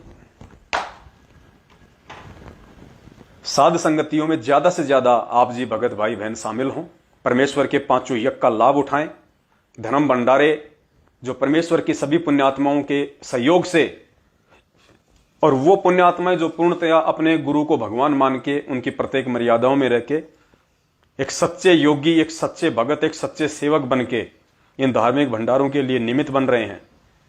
उन पुण्यात्माओं का नेक नीति और ईमानदारी का जो पैसा होता है वो उन भंडारों में जो है वो लगाया जाता है। और गुरुदेव कहते हैं कि ऐसा जो भंडारा होता है जिसमें नेक नीति और ईमानदारी का पैसा लगता हो और भंडारे में शामिल और भंडारा करने वाले उस परमेश्वर के पूर्णतया भगत हों, भक्ति विधान पे चलने वाले हों, तो खाने और खिलाने वाले को कितना लाभ मिलता है। ये परमेश्वर ने हमें उदाहरण दिया कि एक तरफ 1000 ब्राह्मण और एक तरफ एक योगी, एक सच्चा भगत बैठा हो, उस एक भगत को भोजन करवाने का इतना लाभ मिलता है जितना कि 1000 शास्त्र विरुद्ध साधना करने वाले लोगों को करवाने से भी नहीं मिलता है। अब यहां तो साध संगतियों में हजारों की संख्या में वो योगी आते हैं, और पुण्यात्माओं जिसके घर पे साध संगति है या जिन जिन आत्माओं का पैसा उसमें भंडारे में लग रहा है, तो हजारों योगी आपने जो भंडारे में सहयोग किया है, आप जो निमित्त बने हैं उस धर्म भंडारे के लिए, तो पुण्यात्माओं भले आपने 1 रुपया दिया हो भंडारे में, चाहे आपने 100 दिए हो, चाहे आपने 1000 दिए हो, उसी अनुपात में जितने भी भगत उस साध संगति में उस धर्म भंडारे में आते हैं, परमेश्वर की महिमा का गुणगान करते हैं, भंडारा करते हैं, तो उसी रेशियो में उन हजारों योगियों को भोजन करवाने का जो फल है वो परमेश्वर आपकी झोली में भीख रूप में डाल देता है। पुण्यात्माओं, इस प्रकार से ये 5 यज्ञ संपूर्ण करके और ये सुमरण मर्यादा में रह के, क्योंकि गुरुदेव ने बताया कि हमने यहां के विधान से नहीं चलना है। यहां जैसे विधान बना रखा है कि कलयुग केवल नाम आधारा, सुमिर सुमिर नर उतरो पारा। अब नाम का किसी को पता नहीं, तो कौन से नाम का जाप करके तुम पार उतरोगे। बस तुलसीदास जी की चौपाई पढ़ ली, कलयुग केवल नाम आधारा, सुमिर सुमिर नर उतरो पारा। तो भाई नाम कौन सा नाम जप के तुम इस कलयुग में पार होगे। पहले तो भगवान देख लो, फिर उस भगवान का नाम देख लो, फिर उस भगवान ने क्या साधना की और तुम क्या कर रहे हो वो देख लो। रामचंद्र जी ने वशिष्ठ को अपना गुरु बनाया और ओम नाम की भक्ति की। श्री कृष्ण जी ने दुर्वासा को अपना आध्यात्मिक गुरु बनाया, ओम नाम की भक्ति की। और आज तुम, पहली बात तो तुम्हारा कोई गुरु नहीं, और गुरु है तो वो तुम्हारे ऊपर तुम वो साधना नहीं कर रहे जो साधना तुम्हारे जो भगवान जिन्हें तुम मानते हो, श्री राम और श्री कृष्ण जी हमारे भगवान थे जिनकी भक्ति से मोक्ष होगा, तुम वो भक्ति भी नहीं कर रहे। तो पुण्यात्माओं, हमने इस परंपरागत जो परिपाटी है इस आधार से नहीं चलना होता है। हमें इस परमेश्वर ने आके फिर जो सही विधान है उस नाम के साथ वो बताया कि इस नाम के साथ बेटा पांचों यज्ञ भी करनी पड़ेंगी, वरना तू इस नाम पे नहीं टिक पाएगा पांचों यज्ञ के बिना। क्योंकि तेरे प्रारब्ध में इतने पाप कर्म हैं, तेरे भाग्य में इतने कुकर्म हैं, इतने संचित कर्म है, काल तुझे उस नाम पे भी नहीं टिकने देगा। अगर तूने पांचों यज्ञ करके अगर अपनी बाढ़ नहीं लगाई तो, जैसे नाम तो परमात्मा ने बताया कि बीज हो गया, किसान ने खेत में बीज डाल दिया, अब नाम तो हो गया बीज, बीज से ही फसल बनेगी और हमारा पेट भरेगा, ये तो श्योर है। लेकिन वो बीज भी तभी पनपेगा जब पांचों यज्ञ रूपी बाढ़, चार दीवारी उस खेत के चारों तरफ जैसी भी उसकी क्षमता है वो पक्की करता है या वो कंटीली झाड़ियों की करता है, उस खेत के चारों तरफ जब वो सुरक्षा का घेरा लगा देगा और उस फसल को जो है आवारा पशुओं से बचाएगा, तभी तो वो बीज फलेगा, तभी तो वो फसल बनेगी, तभी तो उसका पेट भरेगा। तो नाम उस परमेश्वर ने हमें दे दिया, यथार्थ नाम। और उसके बाद में पांचों जो यज्ञ हैं जो कि सतलोक आश्रम मैनेजमेंट हरियाणा वालों की संगति करके आप 7 जन्म में नहीं कर सकते, क्योंकि ये लोग काल के एजेंट हैं, ये लोग मर्यादा विहीन हैं, ये लोग आप सबकी मर्यादा तोड़वा चुके हैं। इनके कुकर्मों के चलते वो मोक्षदाता परमात्मा भी हिसार जेल में बैठा हुआ है। तो ऐसे लोगों की संगति करके, जिनके कुकर्मों के चलते, जिनकी मनमानी हरकतों के चलते, जिनकी मनमानियों के चलते आज आपका गुरु भगवान जेल में बैठा हुआ है और कहते हैं जिन बातों से गुरु दुख पावे तिन बातों को दूर भगावे। तो इन लोगों ने तो आपके गुरुदेव भगवान को महादुखी किया हुआ है, और जो अपने गुरु को दुखी कर दे, ऐसे लोगों की संगति करके आपको क्या मिल सकता है? आपको वही मिलेगा जो आए दिन संगत को मिल रहा है, अकाल मौत। घर घर में लड़ाई झगड़े, राग द्वेष, ईर्ष्या, जर्दा खन्नी खाना शुरू कर दिया सारनामी लोगों ने, शराब पीना शुरू कर दिया, शराब के धंधे में आ गए लोग। तो यही मिलेगा फिर आपको, क्योंकि फिर आपके घट में, आपके सिर पे काल भगवान सवार हो जाएगा। और फिर जब काल आपकी सवारी करेगा तो आप तो उसके घोड़े हैं, जिधर आपकी लगाम खींचेगा आप उधर ही जाओगे फिर। तो पुण्यात्माओं, 4 और 5 दिसंबर 2021 को राजस्थान के जोधपुर में साध संगति का कार्यक्रम है। आज है 30 तारीख, और 4 दिसंबर और 5 दिसंबर को 2 दिन की साध संगति है राजस्थान के जोधपुर में। साध संगति का जो पता है और मोबाइल नंबर है, दास ने ऊपर मैसेज में डाल रखा है। ये वीडियो यदि आप फेसबुक पे देख रहे हैं तो ऊपर मैसेज है, और यदि आप यूट्यूब पे देख रहे हैं तो डिस्क्रिप्शन बॉक्स में आपको पूरा का पूरा एड्रेस मिल जाएगा। और भगत सुजाराम दास जी, भगत राम प्रकाश जी और भगत बद्रीदास जी जो कि साध संगति के लिए निमित्त बन रहे हैं, आपको उनका मोबाइल नंबर मिल जाएगा। दास एक बार वर्बली भी आपको रिपीट कर देता है, आप जी नोट भी कर सकते हैं।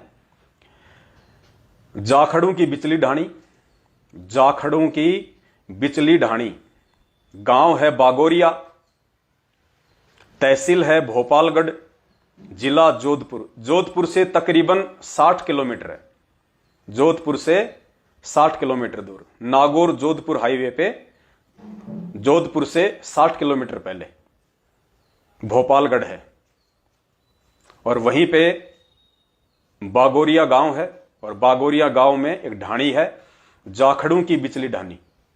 उसमें भगत सुजाराम दास जी, भगत बद्रीदास जी और भगत राम प्रकाश दास जी, इनको परमेश्वर ने साध संगति के लिए निमित्त बनाया है। दास भी आज जयपुर के लिए निकल रहा है, और 3 तारीख की रात्रि को जयपुर से काफी संख्या में हम भगत भाई बहन जोधपुर साध संगति के लिए प्रस्थान करेंगे, और 4 तारीख को शाम तक हम भी जोधपुर पहुंच जाएंगे परमपिता परमेश्वर की महिमा का गुणगान करने के लिए, पांचों यज्ञ का लाभ उठाने के लिए, अपने भगत भाई बहनों से मिलने के लिए। परमेश्वर को भोग लगाने के लिए दास भी 4 तारीख को अपने सत्सेवक भाई बहनों के साथ में जोधपुर पहुंच जाएगा और हजारों की संख्या में भगत भाई बहनों के साथ संगति में आने की पूरी उम्मीद है, क्योंकि पुण्यात्माओं ये सत का मार्ग है। और इस परमेश्वर ने, जो कि हिसार जेल में बैठे हुए हैं, वर्तमान में अपनी गैर मौजूदगी में साध संगतियों को ही एकमात्र विकल्प के रूप में चुना है, जो उनके मार्ग को उनकी गैर मौजूदगी में उनके हिसार जेल रहते सहते आगे लेके जाएंगे। जो भक्ति का माहौल परमेश्वर अपनी जीव आत्माओं के अंतःकरण में पैदा करना चाहता है, जो प्यार प्रेम और एकता परमात्मा पैदा करना चाहता है, वो साध संगतियों के माध्यम से ही संभव होगा। और उसी कड़ी में ये जोधपुर की साध संगति है। तो आप सभी भाई बहनों से दास की हाथ जोड़ के विनम्र विनती है, प्रार्थना है, पुण्यात्माओं, ये गोल्डन चांस है। एक बॉल पे 2 छक्के और जीवन में 2 मौके किसी भाग्यशाली व्यक्ति को मिलते हैं, और ये दूसरा मौका आप और हम सभी को उस परमेश्वर की तरफ से मिला हुआ है।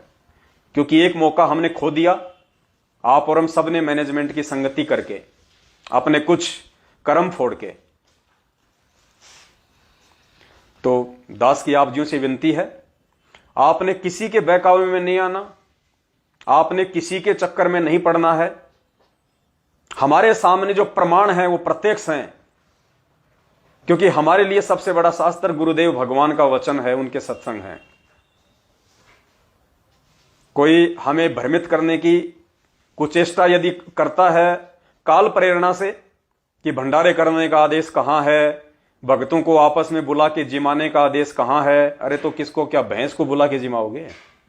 अरे तुम भगत हो और अपने भगत भाई को यदि अपने घर पे बुला के उस परमेश्वर की महिमा का गुणगान नहीं करोगे, अपने परमेश्वर को भोग नहीं लगाओगे, और आए हुए भगत भाई बहनों को यदि तुम भंडारा नहीं करवाओगे, तो क्या जानवरों को भंडारा कराओगे? तो जो लोग पहले खुद साध संगतियों से जुड़े हुए थे, जिनके यहां पे साध संगतियां हुआ करती थी, जो खुद आए हुए सैकड़ों भगत भाई बहनों को भंडारे करवाया करते थे, आज पुण्यात्माओं उनके मन में दोष पैदा हो चुका है उनके अंदर। क्योंकि राग द्वेष और ईर्ष्या जब आपके अंदर पैदा हो जाएगी, किसी भगत को लेके भी आपके अंदर राग द्वेष और ईर्ष्या पैदा हो गई, तो समझो आप उस परमेश्वर से ईर्ष्या कर रहे हैं, क्योंकि वो भगत उस परमात्मा के निमित्त है, उसका अपना कुछ नहीं है। तो तुम फिर उस परमेश्वर से राग द्वेष और ईर्ष्या कर रहे हो, काल तुम्हारे कर्म फोड़ने में लगा हुआ है। तो हमने बिल्कुल भी ऐसे मनवश काल प्रेरित और अज्ञानी लोगों की सीख में नहीं चलना है। हमने अपने परमपिता परमेश्वर के भक्ति विधान को फॉलो करना है। और ये काल भगवान हर कदम हर क्षण हमें तोड़ने की, हमें इन साध संगतियों से दूर करने की, या इस पूरी पृथ्वी के ऊपर जो प्यार प्रेम और एकता का मार्ग साध संगतियों के माध्यम से वो परमात्मा संचालित करवा रहा है, ये मार्ग इस प्रकार से आगे ना बढ़े, इसकी सबसे बड़ी चिंता यदि किसी को है तो है काल भगवान को, ज्योति निरंजन को। और ज्योति निरंजन क्या करेगा फिर?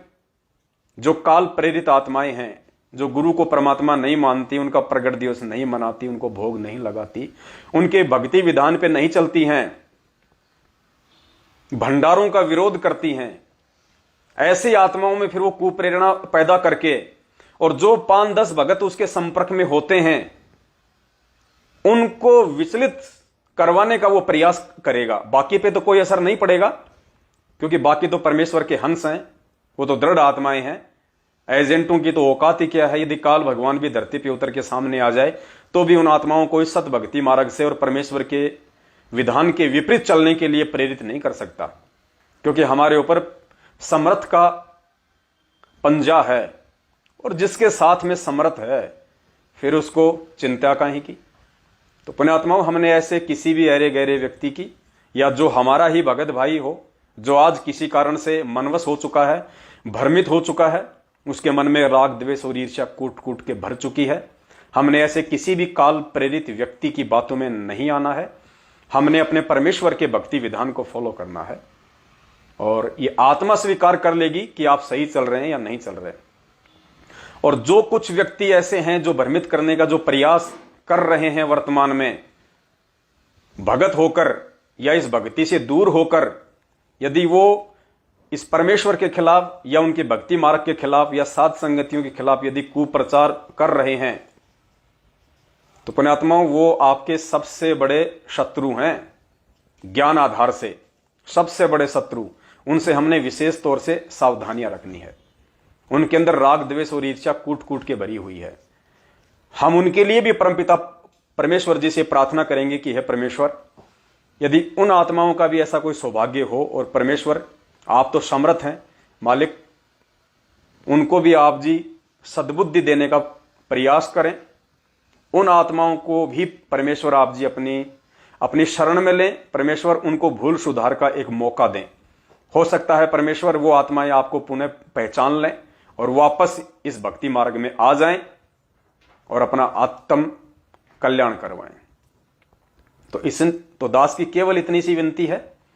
और यह समर्थ का चलाया हुआ मार्ग है पुण्यात्माओं। धरती पे किसी की औकात नहीं है, इवन काल भगवान की भी औकात नहीं है, क्योंकि ये हमारा विश्वास कहता है, ये हमारी दृढ़ता कहती है। मान बढ़ाई और पब्लिसिटी का ये मार्ग नहीं है, ये विश्वास का मार्ग है, समर्पण का मार्ग है। कहे कबीर सुनो भाई साधो मैं तो हूं विश्वास में। और जिसको इस मार्ग पे आने के बाद इतना भी विश्वास नहीं हो पाया अपने गुरुदेव पे, भगवान पे, भक्ति पे और अपने आप पे कि मैं समर्थ के शरण में हूं और यदि मर्यादा में हूं तो मेरा कोई बाड़ बाका नहीं कर सकता। और फिर परमेश्वर कहते हैं कि भगत का एक नियम होता है, संत का एक नियम होता है। संत किसी से लड़ता नहीं और संत किसी से डरता नहीं। संत किसी से लड़ता नहीं और संत किसी से डरता नहीं। और परमात्मा कहते हैं सिंह सूरमा शेर हैं, सिंह सूरमा शेर हैं, गरजे और गाजे, बाकी दुनिया तो भेड़ है, बिदके और भाजे। और परमात्मा कहते हैं संत और कोयल के बच्चे हमेशा आगे की तरफ ही बढ़ते हैं, वो पीछे मुड़ के नहीं देखते कभी भी।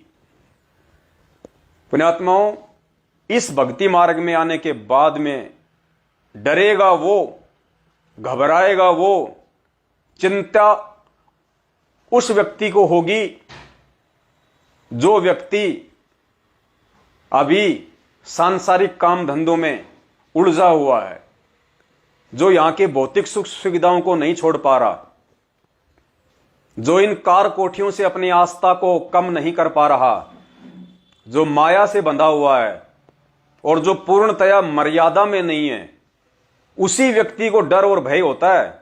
अन्यथा जिस व्यक्ति ने अपना तन मन धन, अपने शरीर के खून का एक एक कतरा अपने गुरुदेव के चरणों में न्योछावर कर दिया हो, समर्पण कर दिया हो कि परमेश्वर इस दास के खून का एक एक कतरा आपका है, उसके बाद पुण्यात्माओं कैसा भी संकट, कैसी भी विपत्ति, कैसी भी आपत्ति, कोई कितना डराने की कोशिश करे, कितना धमकाने की कोशिश करे, उस आत्मा पे -1% भी असर नहीं पड़ता और वो परमेश्वर के दिखाए मार्ग पे अनवरत आगे ही बढ़ेगा। डर उसको होगा जो अभी सांसारिक वासनाओं से और भौतिक इच्छाओं से, कार कोठी और पैसों से जकड़ा हुआ है, उसको डर लगेगा क्योंकि वो उन चीजों को छोड़ नहीं पाएगा, वो उन चीजों से बंधा हुआ है। फिर उसको भय रहेगा कि ये इसका क्या होगा, मेरे बच्चों का क्या होगा, इस कार कोठी का क्या होगा, महंगी महंगी गाड़ियां मेरे पास में, इनका क्या होगा। वो उन चीजों को छोड़ते समय वो डरेगा, उसको भय लगेगा क्योंकि काल ने उसको माया से बांध रखा है। और जिसने अपना सब कुछ तन मन धन परमेश्वर को समर्पित कर दिया, और गुरुदेव भी यही कहते हैं कि नालायको तुम खाली मुंह से बोलते हो कि तन मन धन सब तेरा, तेरा तुझको अर्पण क्या लागे मेरा। तो गुरुदेव ने कहा एक सत्संग में कि ये तो खाली तुम्हारी कहने सुनने की बातें हैं, अरे तू क्या तन मन धन अर्पण करेगा, ये तो है ही मेरा। परमात्मा कहते हैं तन मन धन सब मेरा, और कहते हैं मेरा मुझको देगा जब कालजा पाटेगा तेरा। जब देने का समय आएगा ना, अभी तो तू फॉर्मेलिटी कर रहा है कि तन मन धन सब तेरा, परमात्मा तेरा, तुझको अर्पण क्या लागे मेरा। खाली जुबान से कह रहा है, जब देने का समय आएगा तो तेरा कलेजा फटेगा। यानी आज जिस कदर तू इन भौतिक इच्छाओं में, सांसारिक इच्छाओं में, कार कोठियों में, व्यापार धंधे में, एक गाड़ी आ गई तो एक और ले आओ, एक फैक्ट्री लगा ली एक और लगा लो, धंधा बढ़ रहा उसको और बढ़ाओ, यानी तू अपने आप में बहुत ज्यादा शाना बन रहा है, लेकिन काल तेरे को फंसा रहा है, काल तेरे को दलदल में फंसा रहा है, तेरे को बांध रहा है ताकि तू मेरी तरफ ना आ सके। तो पुण्यात्माओं, ऐसे समय में वही भगत डरा करता है, वही भगत पीछे हटा करता है जो अभी पूर्णतया अपने गुरु के वचन पे कि साईं इतना दीजिए जिसमें कुटुंब समाव, हम भी भूखा ना रहे साधु न भूखा जाए, इस वाणी पे जब तक वो भगत नहीं चलेगा। अरे जब वो कहावत है कि नंगा नहाएगा क्या और निचोड़ेगा क्या, नंगा नहाएगा क्या निचोड़ेगा क्या, तो फिर उसको काहे का डर होगा भाई। पहली बात तो जब आप परमेश्वर की इस वाणी पे खरे उतरोगे, आप उतना ही काम धंधा करोगे, आप उतना ही सांसारिक रोजी रोटी के मार्ग में आगे बढ़ोगे जितना आपके लिए जरूरी है, आपके परिवार के लिए जरूरी है। उससे ज्यादा कोई धन संचय की, बैंक में जमा करने की, नई गाड़ी खरीदने की, काम धंधे को आगे बढ़ाने की आपके अंदर कोई इच्छाएं नहीं होगी, तो आप किस चीज से बंधोगे। अपने बाल बच्चों को आपने परमात्मा से जोड़ दिया, नाम उपदेश दिला दिया, संकल्प दिलवा दिया, तो फिर आपके बच्चों का रक्षक आप नहीं रहे, आपके बच्चों का रक्षक वो परमात्मा हो गया, क्योंकि आपने आत्मा को उस परमात्मा से जोड़ दिया। अब आपसे ज्यादा टेंशन गुरुदेव भगवान को है, आपको नहीं होनी चाहिए। आपकी भी वही रक्षा करेंगे, आप खुद भी अपनी रक्षा नहीं कर सकते क्योंकि आप खुद उस परमेश्वर के प्रति समर्पित हैं। तो फिर आपको ना तो अपने बाल बच्चों की कोई टेंशन होनी चाहिए कि उनकी रक्षा कौन करेगा, उनका गुजर बजर कहां होगा। ठीक है, जितना परमेश्वर ने आपको रोजी रोटी के लिए निमित्त बना रखा है वो तो करनी है, लेकिन सिर्फ इतना ही भोजन पैदा करना है जिससे कि हमारा भजन हो जाए। इससे ऊपर यदि आपने पैदा करने की कोशिश की तो फिर संकट ही संकट है, नई आफत ही आफत है। फिर आपके घर में यदि माया है, आपके घर में यदि बैंक बैलेंस है, तो फिर भगवान आपका साथी नहीं है। फिर आप पे संकट भी आएंगे भगत होते हुए भी, क्योंकि आप परमेश्वर की गाइडलाइन को फॉलो नहीं कर रहे। साईं इतना दीजिए जिसमें कुटुंब समाव, आप इस वाणी से ऊपर बढ़ रहे हैं, और वाणी से ऊपर बढ़ेंगे तो मतलब आपकी मर्यादा खंडित, आप परमेश्वर के विधान पे नहीं चल रहे, इस वाणी पे नहीं चल रहे आप। और जब आप परमेश्वर के विधान पे नहीं चलेंगे तो आप पे संकट भी आएगा, आप पे आपत्ति भी आएंगी, आपके साथ में कोई दुर्घटना भी हो सकती है। फिर ऐसे समय में क्या होगा, ऐसे समय में फिर आपको परमात्मा याद नहीं आएगा जब आपके घर में माया होगी।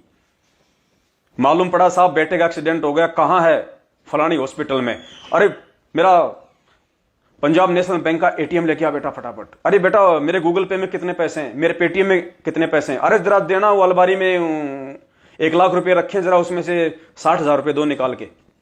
तो ऐसी आपत्ति के समय में काल आपको भगवान से और दूर करेगा। एक तो काल आपके ऊपर आपत्ति ले आया क्योंकि आप उस परमेश्वर की वाणी पे नहीं चल रहे, फिर आपत्ति आने के बाद जहां पे भगवान को याद करना चाहिए था वहां फिर काल आपको माया याद करवाएगा, पेटीएम, एटीएम, गूगल पे याद करवाएगा, पैसे वाला रिश्तेदार याद करवाएगा और आपको भगवान से दूर करेगा। परमात्मा देख रहा है, गुरुदेव भगवान साइड में खड़े खड़े देखेंगे कि देख ये नालायक संकट के समय में भगवान को याद करना चाहिए, ये एटीएम पेटीएम को याद कर रहा है, और आपको दूर करेगा उस परमात्मा से। और पुण्यात्माओं, जो परमेश्वर की वाणी पे जो चलेगा, जो अपना तन मन धन सब कुछ भगवान को समर्पित कर देगा जितना उसके पास में है, और रोजी रोटी के लिए अपना 20% काम करेगा, 80% भगवान की सेवा सुमरण और साध संगतियों में लगाएगा, एक दूसरे भगत भाई बहनों का सहयोग करेगा, उस पे पहली बात तो वो कर्म की मार आएगी नहीं, और अगर आ भी गई तो फिर उसको भगवान याद आएगा, उसको एटीएम पेटीएम याद नहीं आएगा, क्योंकि खाली पड़े, वो तो खाली पड़े हैं, कुछ है ही नहीं उनमें, क्योंकि हमारा एटीएम पेटीएम गूगल पे हमारा बंदी छोड़ सदगुरु रामपाल जी भगवान है, हम तो उनके भक्ति विधान को फॉलो कर रहे हैं, फिर उस मालिक का काम आगेगा, फिर उस परमेश्वर को याद करेंगे कि हे गुरुदेव, हे परमात्मा, दया करना, बंदी छोड़ा, आपके अलावा कोई नहीं है परमेश्वर, हे मालिक, ये दास तो है ही नीच, परमात्मा जरूर इस दास से कोई न कोई छोटी मोटी त्रुटि हुई है परमात्मा, कोई भूल चूक हुई है मेरे मालिक, तभी तो ये संकट आया परमात्मा, वरना आपके बच्चे को तो कांटा भी नहीं लग सकता। हे बंदी छोड़, आप ही दयालु हो परमात्मा, ऐसी कोई गलती हुई हो तो दास को क्षमा करना परमात्मा। वो इस भाव से अपने गुरुदेव को याद करेगा, उनसे याचना करेगा, तो फिर परमात्मा काम करेगा आगे। काशी में जब भंडारा हुआ, उस परमेश्वर को नीचा दिखाने के लिए 18 लाख लोग आ गए, तो परमेश्वर ने क्यों की वो लीला? आज आप और हमें यह दिखाने के लिए कि वो कबीर जो रोजी रोटी तक का काम करता था, 20% भी नहीं करता था, और बाकी समय परमात्मा की चर्चा, सत्संग और भंडारे करता था, जब उसके ऊपर ऐसी कोई आपत्ति आई, उस काल भगवान ने डाली उसको बदनाम करने के लिए, तो उसने अंदर से झोंपड़ी की कुंडी बंद करके और अपने भगवान को याद किया। एक लीला की परमात्मा ने, स्वयं परमेश्वर होते हुए आप और हमारी आज आंखें खोलने के लिए। तो पुण्यात्माओं कहते हैं, साहूकार नहीं कोई जाके काशी नगर मंजारा। उस पूरे काशी में उस समय उस परमात्मा को कोई पैसे देने वाला भी नहीं था, कोई सहयोग करने वाला भी नहीं था। कहते हैं, साहूकार नहीं कोई जाके और काशी नगर मंझारा सतगुरु तारेंगे। आया है बंजारा केशव आया है। कहते हैं पूरे उस काशी शहर में उस परमात्मा का कोई सहयोग करने वाला भी नहीं था, कोई 2 रुपए उसको देने वाला भी नहीं था। साहूकार नहीं कोई जाके काशी नगर मंझारा। तो ऐसे समय में उन्होंने परमेश्वर को याद किया और फिर 18 लाख लोगों के लिए परमात्मा ने मोहन भंडारे की व्यवस्था की। तो परमेश्वर ने आज इस बिचली पीढ़ी वाली आप और हमी आत्माओं के लिए वो एग्जाम्पल कोड किया था कि ऐसे समय में जब तुम मेरी वाणी पे चलोगे कि साईं इतना दीजिए जिसमें कुटुंब समाओ, हम भी भूखे ना रहें साधु न भूखा जाए, और उसके बाद तुम्हारे पास जो माया है, जो काल भगवान का गोबर है, जो ये टट्टी है जो तुमने बैंकों में डाल रखा है, अपने घरों में अलमारियों में तुमने पॉलीथीन में पैक करके उस गोबर को तुमने सेट कर रखा है, जब तुम इस पैसे का सदुपयोग करोगे, साध संगतियों में लगाओगे, धर्म भंडारों में लगाओगे, अपने भगत भाई बहनों की जो वास्तव में जरूरतमंद हो, सोच समझ के, आपके पैसे का दुरुपयोग ना हो, आंख बंद करके किसी का सहयोग नहीं करना, चाहे कोई सत्सेवक हो चाहे कोई जगत वाला हो। बहुत सोच समझ के, अगर 1 रुपए की जरूरत है तो 1 रुपया ही उसको देना, निष्कपट भाव से, लेते समय कोई राग द्वेष नहीं करना। फिर उस हिसाब से जब तुम इस माया का सदुपयोग करोगे, इस गोबर को अपने घर से बाहर निकालोगे, उस समय वो परमात्मा फिर तुम्हारी तरफ आगे बढ़ेगा। जब तक ये माया घर में है तब तक भगवान का जो प्रवेश है उस घर में वर्जित होता है। कुछ आत्माओं को यह भ्रम होता है, लेकिन पुण्यात्माओं ये उन आत्माओं का संस्कार काम कर रहा होता है। वर्तमान में परमेश्वर की तरफ से उन पैसे वालों को कोई सहयोग नहीं होता है। कौन से पैसे वाले? जो परमेश्वर का विधान तोड़ के, जो परमेश्वर की मर्यादा तोड़ के भक्ति कर रहे हैं। और जो पैसे वाला है, बहुत अच्छी बात है अगर उसके पास में अच्छा मकान है, कार है, कोठी है, क्योंकि देखो नाम लेने के बाद तो हमने परमेश्वर की वाणी पे चलना पड़ेगा। नाम लेने के बाद हमने फालतू के मार्बल चिप्स के मकान नहीं बनाने। अगर 2 कमरों की जरूरत है तो 4 नहीं बनाने, 3 नहीं बनाने। अगर नाम लेने के बाद यदि हम ये आडंबर करते हैं, पाखंड करते हैं, कार कोठियां करने का आवश्यकता है नहीं, और जबरदस्ती हम मकान बना रहे हैं लोग दिखावे के लिए कि क्या करूंगा पैसे का, गाड़ी लेके आ रहे हैं, आवश्यकता आपको मोटरसाइकिल की है, लेके आप 4 व्हीलर आ रहे हो, तो फिर वो बकवादी भगत है। फिर उस भगत की रक्षा परमात्मा नहीं कर रहा, उसका संस्कार कर रहा है। तो बहुत सोच समझ के पुण्यात्माओं, परमेश्वर देखो, चाहे आज संभल लेना या चाहे अगले किसी जन्म में संभल लेना, और भक्ति इतिहास उठा के देख लो, एक एक पेज। इस परमेश्वर के सतलोक जाने के लिए वही आत्मा अधिकारी हुई है जो आत्मा दारिद्र रूप में आई है, पैसे में लिप्त होके, माया में लिप्त होके, बड़ी कोठी वाला, बड़ी कार वाला, शहर गांव में जिसका नाम है, वो कभी भी पार नहीं हुआ। अगर परमेश्वर की वो आत्मा है, परमेश्वर ने उसको पार करना है, तो कोई भी यत्न करके परमात्मा उसको दारिद्र वाली कैटेगरी में लेके आएगा, उस धानक वाली कैटेगरी में लेके आएगा उसको परमात्मा। साईं इतना दीजिए जिसमें कुटुंब समाओ, उस कैटेगरी में भगवान उसको लेके आएगा अगर उसको पार करना है तो। कोई भी इतिहास उठा के देख लो इस कबीर परमेश्वर की भक्ति का, कोई भी व्यक्ति जो पैसे वाला था कभी भी पार नहीं हुआ, कभी भी। अगर किसी पैसे वाले को, मायाधारी को परमेश्वर ने पार किया है तो परमेश्वर ने पहले उसको निर्धन बनाया है, उसको गरीब बनाया है। इतिहास उठा के देख लो, नरसिंह भगत को 56 करोड़ की संपत्ति से परमेश्वर ने बेदखल किया, सारा पैसा उसका भंडारे में लगवा दिया। और उस नरसिंह भगत ने, जिसके पास 56 करोड़ की संपदा थी, उसने अपने खुद के मकान के लिए भी पैसे नहीं रखे। पुण्यात्माओं, ये एग्जाम्पल हैं जो हमने समझने पड़ेंगे साध संगतियों के माध्यम से। परमात्मा हमसे क्या चाहते हैं? हमें गुरुदेव नरसिंह जी से भी 10 गुना ऊपर का भगत देखना चाहते हैं। नरसिंह जी के पास 56 करोड़ थे, सेवा में लगवा दिया परमात्मा ने। नरसिंह जी ने यह भी नहीं सोचा कि मैं इसमें से 5,000 रुपए रख लूं और अपना एक मकान बना लूं, क्योंकि उस समय अगर 5,000 रुपए भी होते तो पुण्यात्माओं महल खड़ा हो जाता। नरसिंह जी ने 5,000 रुपए भी नहीं रखे, यह भी मन में नहीं आया कि मैं अपनी झोपड़ी बना लूं। बेचारा गांव से बाहर जाके और जंगल में अपनी झोपड़ी बना के रहने लग गया अपनी धर्मपत्नी के साथ में। तो परमेश्वर ने नरसिंह जी को भी पार किया, जहां तक उसको पार उन्होंने किया, जहां तक उनकी मुक्ति हुई, वो भी परमात्मा ने उसको अमीर से उसको गरीब बनाया, यानी भक्ति का सेठ बनाया, उसको माया का सेठ नहीं बनाया। माया के उसको पद से नीचे गिरा के तब जाके वो भगत कहलाया, वरना 56 करोड़ में रह के, उस महल में रह के नरसिंह जी कभी भी भगत नहीं कहला सकते थे, वो नरसिंह सेठ ही कहलाता। लेकिन भगत वो कब कहलाया, परमेश्वर को प्यारा वो कब हुआ, जब वो अमीर से गरीब वाली कैटेगरी में आ गया। साईं इतना दीजिए जिसमें कुटुंब समाओ, हम भी भूखे ना रहें, अतिथि न भूख जाए। उसके बाद में बलक बुखारा का बादशाह देख लो, इब्राहिम सुल्तान, जिसके सुखों की कोई काउंटिंग नहीं, और परमेश्वर ने उसको राजपाट छुड़वा के वो महल माया उस गोबर से दूर करके, जिसमें काल ने उसको लपेट रखा था, परमेश्वर ने एंड में उसको इस पोजीशन पे खड़ा कर दिया। उसने कहा कि परमात्मा भूख लगी है, क्योंकि राजा था, कभी भूख उसने देखी नहीं, मुंह काला करके निकल गया था। और गुरुदेव ने बताया जब उसको भूख लगी भयंकर, तो उसने भगवान को याद किया। तो परमेश्वर वहीं पे, मालिक ने कहा कि परमेश्वर ने ऊपर से एक सुंदर थाल भेजा, और जब उसको उसने देखा कपड़ा हटा के, तो खीर, खांड, हलवे, मालपुए, लाडू, जलेबी, 56 प्रकार के भोग। तो गुरुदेव ने क्या कहा, पुण्यात्माओं, हमने विचार करना पड़ेगा इन बातों पे। ऐसे भक्ति नहीं बनेगी, ना हम ऐसे कोई भगत बनेंगे। उस बलक बुखारे के बादशाह ने जब उस थाल को देखा, उस 56 प्रकार के भोग देखे, तो गुरुदेव ने कहा कि उसने वापस उसको कपड़े से ढक दिया और कहा कि परमात्मा ये नहीं चाहिए, परमात्मा ये गंदगी छोड़ के तो मैं आया था, परमेश्वर मुझे तो सूखी रोटी और चटनी चाहिए, सूखी रोटी और चटनी, रोटी चटनी चाहिए।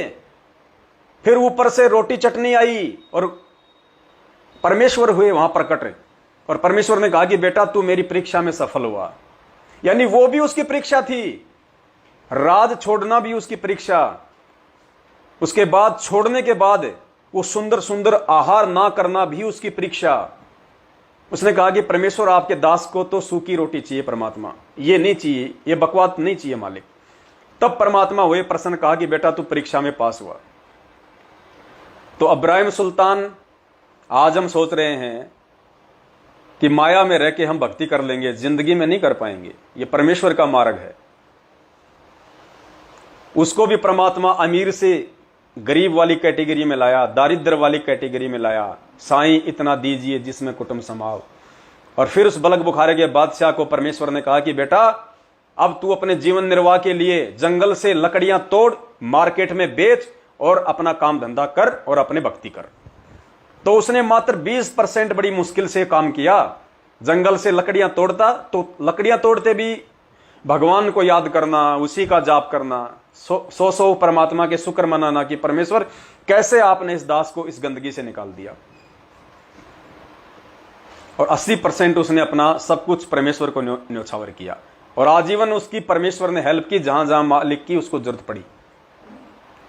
बाजीद को देख लो, राजा था, परमेश्वर ने ऐसी प्रेरणा की राजपाट छुड़वा दिया उसका और परमेश्वर की भक्ति में लग गया, सब छोड़ दिया।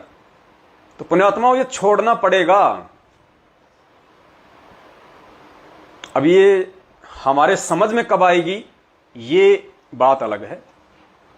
बाकी परमेश्वर का तो विधान है। ये वाणी पुण्यात्माओं नोट कर लेना, जिसको इस कलयुग में मोक्ष चाहिए, जिसको इस कलयुग में मोक्ष चाहिए, और जो सतगुरु रामपाल जी भगवान का भगत है, ये वाणी अगर ध्यान नहीं रख सकते आप, तो कॉपी पेन से लिख के अपनी जेब में डाल लो। जब भी आपके अंदर कोई बकवाद पैदा हो इस माया को लेके, तो परमेश्वर की वाणी पढ़ लेना कि साईं इतना दीजिए जिसमें कुटुंब समाव, हम भी भूखे ना रहें अतिथि न भूख हो जाए। और पुण्यात्मा, एक चीज और ध्यान रखना, अभी तो ये वाणी वो भगवान हमें सुना रहा है, अभी तो ये वाणी हमें हमारे गुरुदेव भगवान सुना रहे हैं कि साईं इतना दीजिए जिसमें कुटुंब समाव, हम भी भूखे ना रहें साधु न भूखा जाए। और जिस दिन ये वाणी ज्ञान समझ के हम उच्चारित करने लग जाएंगे और भगवान से कहेंगे, यानी आज तो हमें गुरुजी सुना रहे हैं, और जब तक हम ये वाणी अपने गुरुजी को नहीं सुनाएंगे, उनसे प्रार्थना करते हुए कि साईं इतना दीजिए, साईं यानी मेरे गुरुदेव भगवान, हे गुरुदेव इतना दीजिए जिसमें कुटुंब समाव, आपके बाल बच्चों का रोजी रोटी का काम चल जाए परमात्मा, इतना तो आप जी इस दास पे मेहर रखना। मुझ दास के भाग्य में तो परमात्मा इतना भी नहीं है मेरे कुकर्मों को देखते हुए, लेकिन परमेश्वर आप दयालु हैं। हे परमेश्वर, ये कलयुग है, और परमात्मा इतनी दया तो आप जरूर रखना कि रोजी रोटी आपके दास को इस भजन पानी के लिए मिलती रहे परमात्मा, ताकि आपकी भक्ति में कोई बाधा ना हो परमेश्वर। तो इतना तो परमात्मा देगा फिर, और इतना भी नहीं देगा परमात्मा तो सोचना फिर धरती पे भगवान नहीं है, अगर इतना भी नहीं मिला तो अभी तो हमें गुरुजी सुना रहे हैं। जब कल हम गुरुजी को सुनाएंगे बैठ के और प्रार्थना करेंगे कि परमात्मा इतना ही देना जितना बस ये माया दास को लपेटे में ना ले ले परमात्मा, बस इतनी ही रजा अपने दास पे बख्शे रखना, तब जाके पुण्यात्मा दया करेगा परमात्मा। तो दास की विनती है आप सभी भगत भाई बहनों से। दास तो 5-10 मिनट के लिए लाइव आना चाहता था, लेकिन थोड़ा समय ज्यादा लग गया। दया परमपिता परमेश्वर जी की। और दास भी आज जयपुर के लिए प्रस्थान करेगा। फिर 3 तारीख को हम जयपुर से सभी भगत जोधपुर के लिए प्रस्थान करेंगे। 4 तारीख को हम भी जोधपुर पहुंच जाएंगे। आप सभी जितने भी परमपिता परमेश्वर की हंस आत्माएं हैं और जिनको इस कलयुग की बिचली पीढ़ी में मोक्ष की भूख है, सतगुरुदेव जी की भूख है, वो पुण्यात्माएं जैसा उचित समझें, यदि उनके पास में समय है और आर्थिक स्थिति आपकी अच्छी है, नहीं है तो परमेश्वर से प्रार्थना कीजिए। आपकी लगन और समर्पण देख के परमेश्वर कहीं न कहीं से जरूर कोई न कोई व्यवस्था करवाएगा। आप साध संगति में आइए। आपके पास यदि किराया नहीं है तो कहीं से आप जी एडजस्ट करके आ जाइए। सभी के साथ ऐसा नहीं होता है, 2-4 ऐसे होंगे, 2-4-5 ऐसे भगत भाई बहन हो सकता है जिनके पास में किराए की दिक्कत हो, तो कोई दिक्कत नहीं। आप जी जोधपुर आने का जो किराया है कहीं से भी एडजस्ट कर लीजिए, किसी से भी आप उधार ले लीजिए। जब आप यहां से जाएंगे तो परमपिता परमेश्वर के आशीर्वाद से आपको आने जाने का जो किराया है, मालिक के जो बच्चे हैं, जो परमेश्वर की जो सेवा है, उस सेवा से आप जियों की मदद की जाएगी। क्योंकि पुण्यात्माओं ये मौका नहीं चूकना साध संगतियों का। ये पैसा परमेश्वर के लिए गोबर है, टट्टी है, कुछ नहीं है, इसकी कोई कीमत नहीं है, कागज के नोट हैं। साधु भूखा भाव का, धन का भूखा नाई, जो कोई धन का भूखा साधु भी नाई। अरे क्या माया जोड़ लेंगे, क्या हमारे पास में माया है। किसी के पास 1 करोड़ होगा, 2 करोड़ होगा, हद मार के किसी भगत के पास होगा तो 20-25 करोड़ की संपत्ति होगी, इससे ज्यादा नहीं हो सकती। और भगवान ने 21 ब्रह्मांड इस भिखारी को भीख में दिए हुए हैं, और भिखारी को दी हुई भीख से हम अपने आप को धनवान समझ रहे हैं, हम अपने आप को बहुत बड़ा पैसे वाला भगत समझ रहे हैं। तो ज्ञान नहीं, अभी जब ज्ञान होगा तो पता चलेगा कि हम तो भिखारी की भीख के ऊपर अपने आप को बहुत बड़ा साबित किए बैठे हैं। ये भ्रमणा टूटेगी साध संगतियों से, पुण्यात्माओं, परमेश्वर के ज्ञान से। तो आपके पास किराया नहीं है, कोई बड़ी बात नहीं, कहीं से भी एडजस्ट करके मालिक से प्रार्थना करके किसी से भी 100, 50, 200, 1000, 500 जैसा भी आपका किराया लगता है लेके आ जाओ।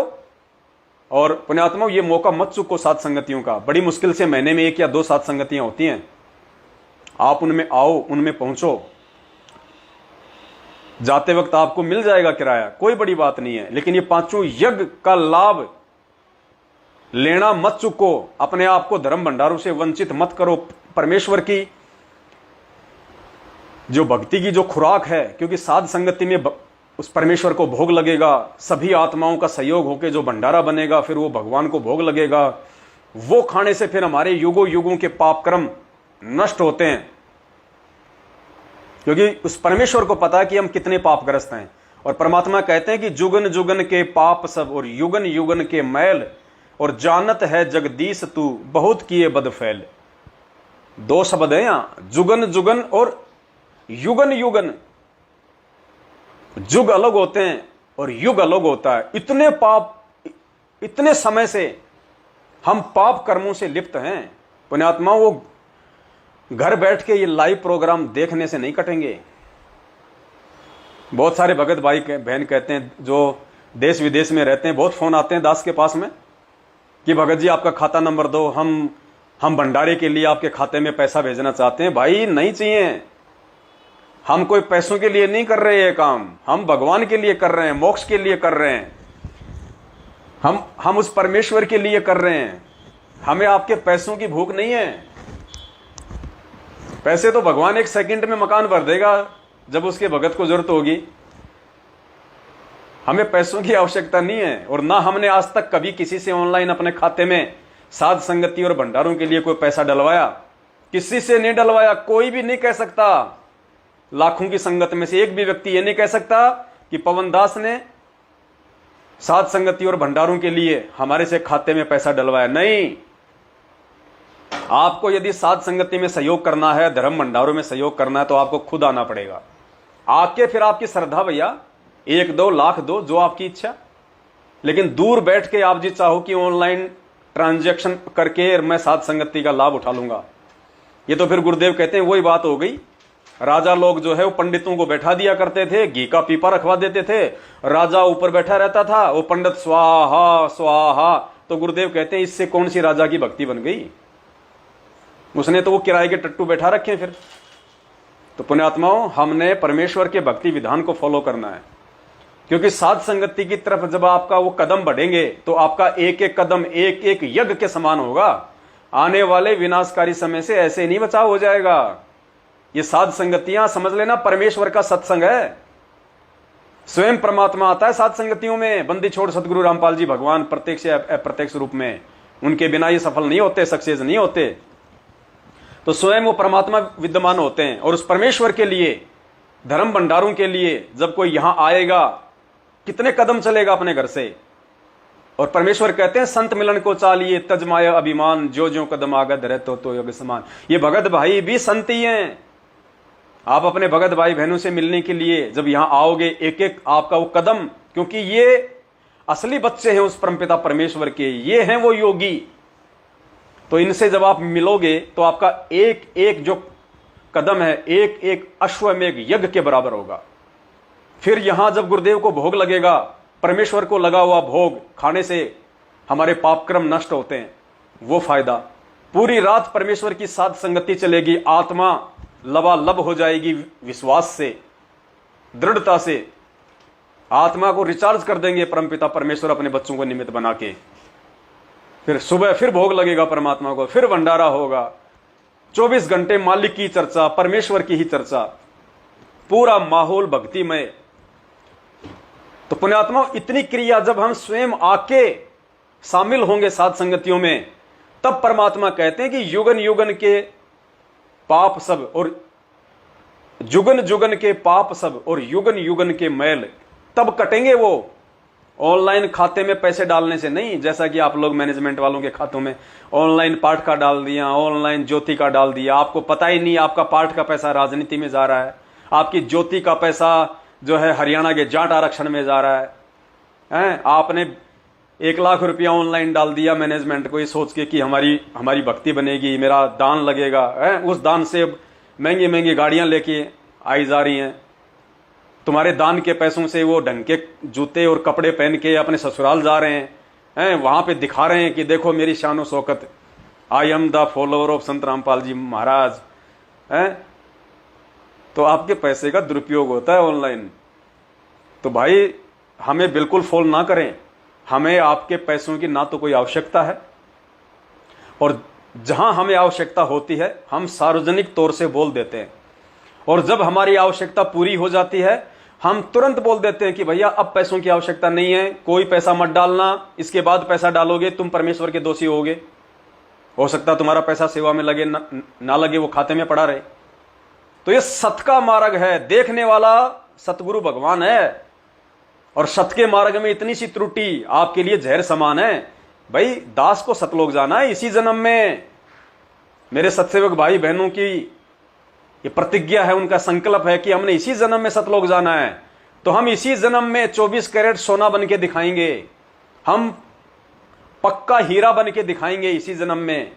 हम कोशिश करेंगे हमारे गुरुदेव भगवान के आशीर्वाद से। और पुण्यात्माओं ऐसे सेवा लगाता है। ये देखो ये आईपैड, ये 90,000 रुपए का आईपैड आया था। आया किस लिए? आप लोगों को लाइव में सबूत दिखाने के लिए, क्योंकि दास के पास तो एक ही मोबाइल था। अब जिस मोबाइल से लाइव आऊंगा उसमें आपको सबूत कैसे दिखाऊंगा? मेरी इतनी औकात है नहीं, मैं तो हैंड टू माउथ आदमी हूं। मेरी तो साईं इतना दीजिए जिसमें कुटुंब समाये उससे भी नीची स्थिति है। तो फिर ये कहां से आते? लैपटॉप कहां से आता? अब जिन जिन भगत भाई बहनों ने हमारे पास में जो सेवा लिखवाई थी अपनी, किसी ने 5,000, किसी ने 10,000, किसी ने 50,000, एक भाई ने शायद 98,000 भी लिखवाए थे, बाहर रहते हैं विदेश में, और उन्होंने पैसे भी डाले।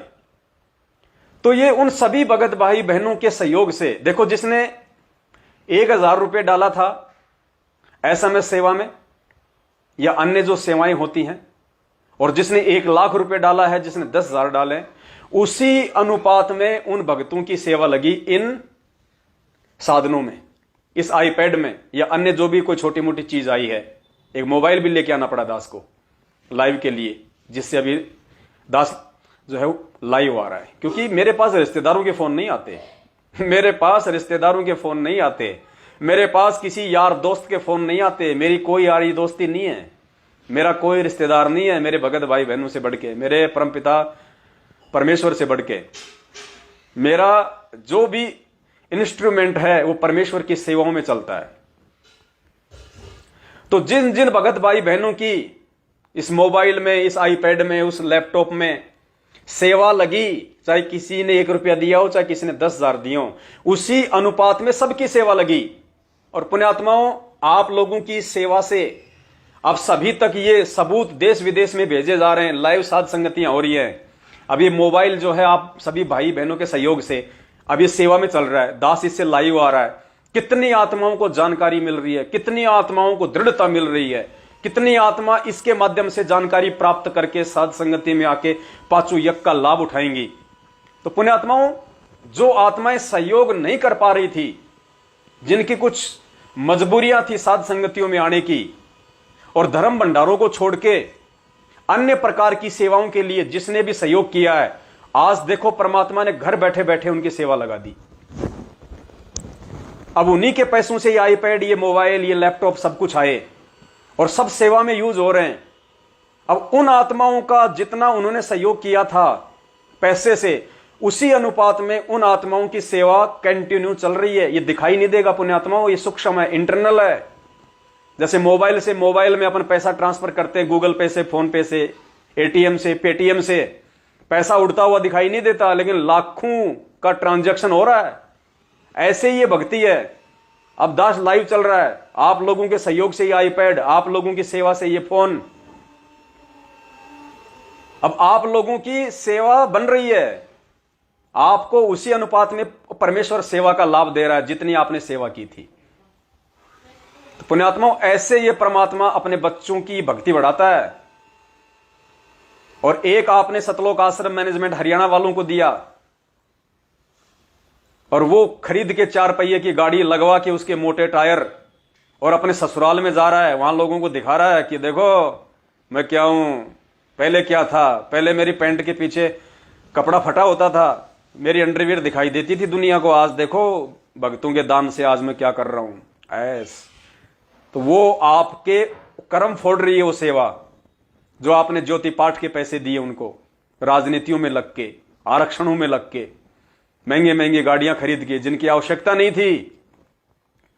आज वो पैसा आपकी सेवा का आपका कर्म फोड़ रहा है। और दूसरी तरफ हमारे सत्सेवक भाई बहन जिन्होंने विश्वास करके जांच परख के 7 साल से पहले संगत ने जांचा है इस दास को, 7 साल से इस पवन दास को संगत ने जांचा है, परखा है, उसके बाद में संगत ने यह सहयोग करना शुरू किया है, 7 संगतियों में बढ़ चढ़ के हिस्सा लेना शुरू किया है। उनके अंतःकरण में फिर उस परमेश्वर ने सत प्रेरणा की, उनको एक विश्वास दिया कि बेटा अब यहां धोखा नहीं है, पवन दास एंड साध संगति में कहीं कोई धोखा नहीं है, आंख बंद करके सहयोग कर देना, अब यहां कोई धोखा नहीं है किसी भी प्रकार का। तो पुण्यात्माओं, आपने साध संगतियों से भी सावधान रहना है, क्योंकि सुनने में आया है कि कुछ भगत भाई बहन हैं जो मैनेजमेंट वाली ही तर्ज पे हैं, जो आधे सत्सेवक हैं आधे मैनेजमेंट की तरफ हैं, 50-50 है, दो नावों की सवारी कर रहे हैं, और वो भी भक्तों को बुला बुला के साध संगतियां करते हैं। तो दास की हाथ जोड़ के विनती है, बहुत धोखा खा चुके हो, अब तो कम से कम इस दिमाग को यूज करना है। गुरुदेव के आने तक, उसके बाद नहीं,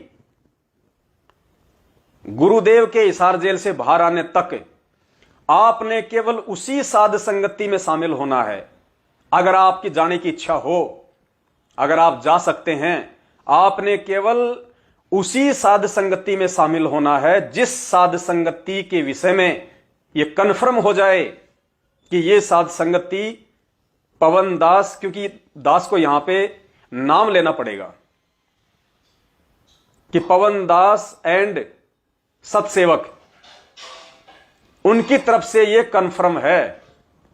आपने केवल उसी साध संगति में शामिल होना है, वरना काल आपको साध संगति के नाम पे भी ठगेगा, क्योंकि उसको पता है कि अब साध संगतियां चलेगी तो अब साध संगतियों के नाम पे ही इनको भ्रमित करने की कोशिश करो, इनको ठगने की जो है कोशिश करो। तो आप उन फर्जी साध संगतियों में जाएंगे, 2 पैसा आप वहां पे भंडारे में सहयोग करेंगे और वो पैसा आपका मिसयूज होगा, 100% होगा। क्योंकि जिस व्यक्ति का, जो सतगुरु रामपाल जी भगवान का जो शिष्य है, जो भगत है, और जिसका मुझ पवन दास के साथ में संपर्क नहीं है, पवन दास से संपर्क का मतलब जो असली साध संगति से नहीं जुड़ा हुआ है, वहां पे यदि आपका 1 रुपया भी गया, वो आपका मिसयूज होगा, डेफिनेटली होगा, क्योंकि वो कुपात्र है, अभी वो ज्ञान को आधार बना के इस मार्ग पे नहीं है। तो साध संगति सही है या गलत है, कोई कितने ही पर्चे निकाले, कोई कितने ही पोस्टर और वीडियो ऑडियो बना बना के डाले कि फलानी फलानी साध संगति हो रही है, फलानी जगह साध संगति हो रही है, भले ही वो दास की फोटो लगा के क्यों ना भेजे, भले ही वो वही वाणियां वही शब्द क्यों ना यूज करे जो दास यूज करता है अपने पोस्टर में, पंपलेट में, जब तक आप गुरुदेव के हिसार जेल से बाहर आने तक किसी भी साध संगति के विषय में मुझ पवन दास के मुख से लाइव में ना सुन लो, या जो साध संगति के जो 4 नंबर दिए हुए हैं, साध संगत के सतगुरु हेल्पलाइन के जो 4 नंबर हैं, जिनके लास्ट में 20-23 लिखा आता है, जब तक आप उन 4 नंबरों पे, यानी 4 में से किसी भी एक नंबर पे फोन करके आप जी ये कंफर्म ना कर लो कि वो साध संगति सही है या गलत है, तब तक आप जी ने किसी भी साध संगति में शामिल नहीं होना है।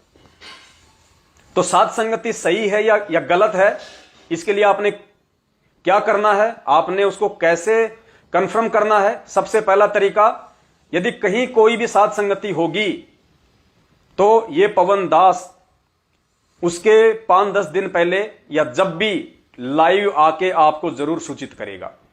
इसके लिए आपने मेरा जो फेसबुक का पेज है शंका समाधान विद पवन दास, और जो मेरा यूट्यूब चैनल है शंका समाधान विद पवन दास, उसको फॉलो कर लेना है।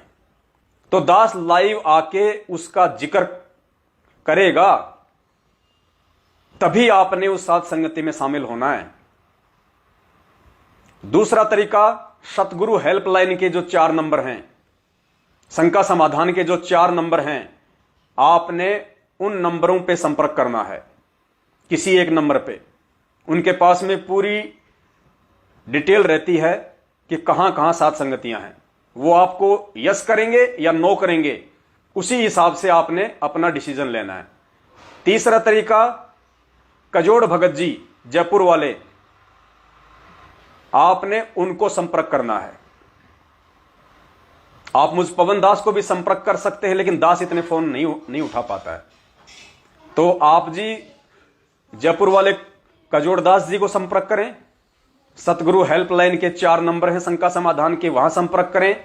या इस पवन दास का वीडियो आपको यूट्यूब पे देखने को मिल जाए या फेसबुक पे देखने को मिल जाए, और जिसमें जिन जिन साध संगतियों के विषय में जानकारी दी गई होती है, उन्हीं साध संगतियों में आपने शामिल होना है।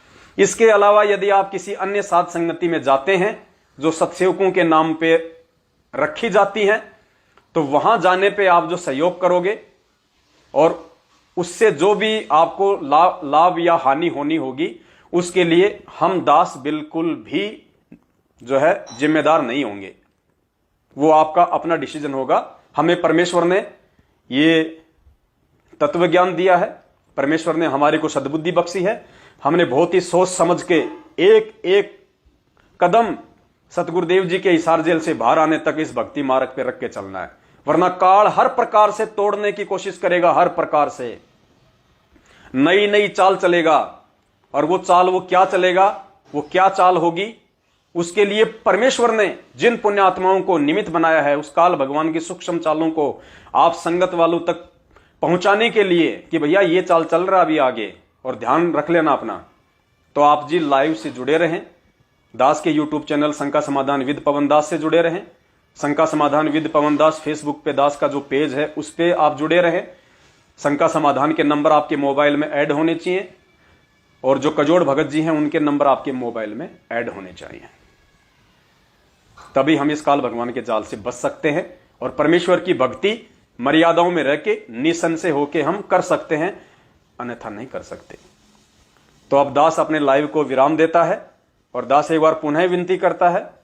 4 तारीख को दास भी जोधपुर में परमपिता परमेश्वर सदगुरु रामपाल जी भगवान की महिमा का गुणगान करने के लिए और धार्मिक भंडारे में अपने भगत भाई बहनों से मिलने के लिए पहुंच रहा है, अपने सत्सेवक भगत भाई बहनों के साथ में। यह दास का सौभाग्य जो परमेश्वर दास को मौका दे रहे, और आपका भी सौभाग्य होगा यदि आप आएंगे तो आप भी पहुंचिए, दास भी पहुंचता है। और वो बंदी छोड़ सतगुरु रामपाल जी भगवान तो आप और हम सबसे पहले वहां विराजमान हो ही जाएंगे, क्योंकि उनकी रजा के बिना तो वहां टेंट लगना भी बड़ा मुश्किल होता है।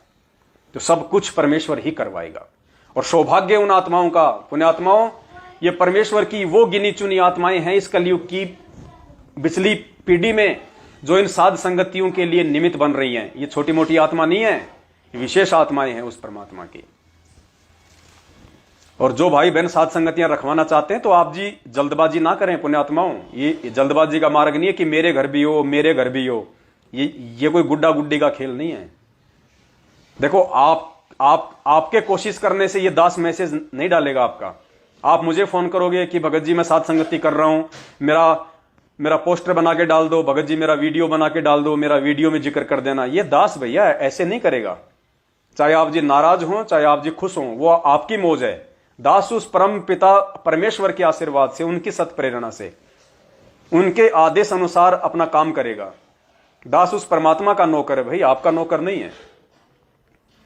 तो आप जिस जल्दबाजियां ना करें। जहां इस दास को परमात्मा प्रेरणा करेगा कि बेटा वहां साथ संगति होनी है, और उस साथ संगति के लिए संगत को मैसेज डालो, लाइव आओ। दास केवल उन्हीं के लिए लाइव आएगा। ऐसे तो मेरे पास दिन में कोई 5 फोन आते हैं साथ संगति के लिए, दास उनको मना कर देता, नहीं भगत जी आपने करनी है, आप अपने लेवल पे करो, मैं उसके लिए आपको बिल्कुल भी मना नहीं करूंगा। हाँ, संगत को आगा मैं जरूर करूंगा, लेकिन आप अपने स्तर पे यदि कोई साथ संगति रखना चाहते हो, आप करना चाहते हो, आप करो। लेकिन उसमें यदि कोई त्रुटि होगी, कोई नुकसान होगा, उसके जिम्मेदार आप स्वयं होंगे। तो दास केवल उन्हीं साध संगतियों के लिए आप जी को लाइव सूचना देगा। उन्हीं साध संगतियों की आपको शंका समाधान के नंबरों पे सूचना मिलेगी, आपको कजोड़ भगत जी से सूचना मिलेगी, जो साध संगतियां परमपिता परमेश्वर सतगुरु रामपाल जी भगवान के आशीर्वाद से होंगी। अन्यथा नहीं, क्योंकि ये पक्ष और विपक्ष का मार्ग नहीं है, ये ज्ञान आधार का मार्ग है। ये ज्ञान मार्ग है और इसमें ज्ञान आधार ही चलेगा। और सतगुरुदेव जी का हमें अंतिम श्वास तक कृपा पात्र बने रहना होगा, तभी मालिक हमारे साथ में होगा। तो बस इतनी सी दास की विनती थी आप सभी भगत भाई बहनों से। और इसी के साथ मैं परमपिता परमेश्वर सतगुरु रामपाल जी भगवान से कोटि कोटि दंडवत प्रार्थना करता हूं कि परमेश्वर आप ऐसे ही अपने सभी सत्सेवक बच्चों पे सद्बुद्धि की दया बख्शे रखना। हे परमेश्वर, सात संगतियों की दया बख्शे रहना परमेश्वर। हे मालिक, 80% तो क्या परमेश्वर, 100 का 100% आप अपने बच्चों में प्रेरणा करके अपनी भक्ति पे लगाएं, अपनी महिमा का जो है गुणगान करवाएं। आप और हम जीवों को निमित्त बना के आपने जो सेवा दी है परमेश्वर, हमारे अच्छे कर्म बनाने के लिए, ये हमारा सौभाग्य है। इसके लिए हम आपके ऋणी हैं, सदा हैं, थे और रहेंगे परमात्मा। ऐसे ही आप जी अपने बच्चों पे दया बख्शे रखना। इसी के साथ दास अपने शब्दों को विराम देता है। बंदी छोड़ सतगुरु रामपाल जी भगवान की जय हो। सत साहिब।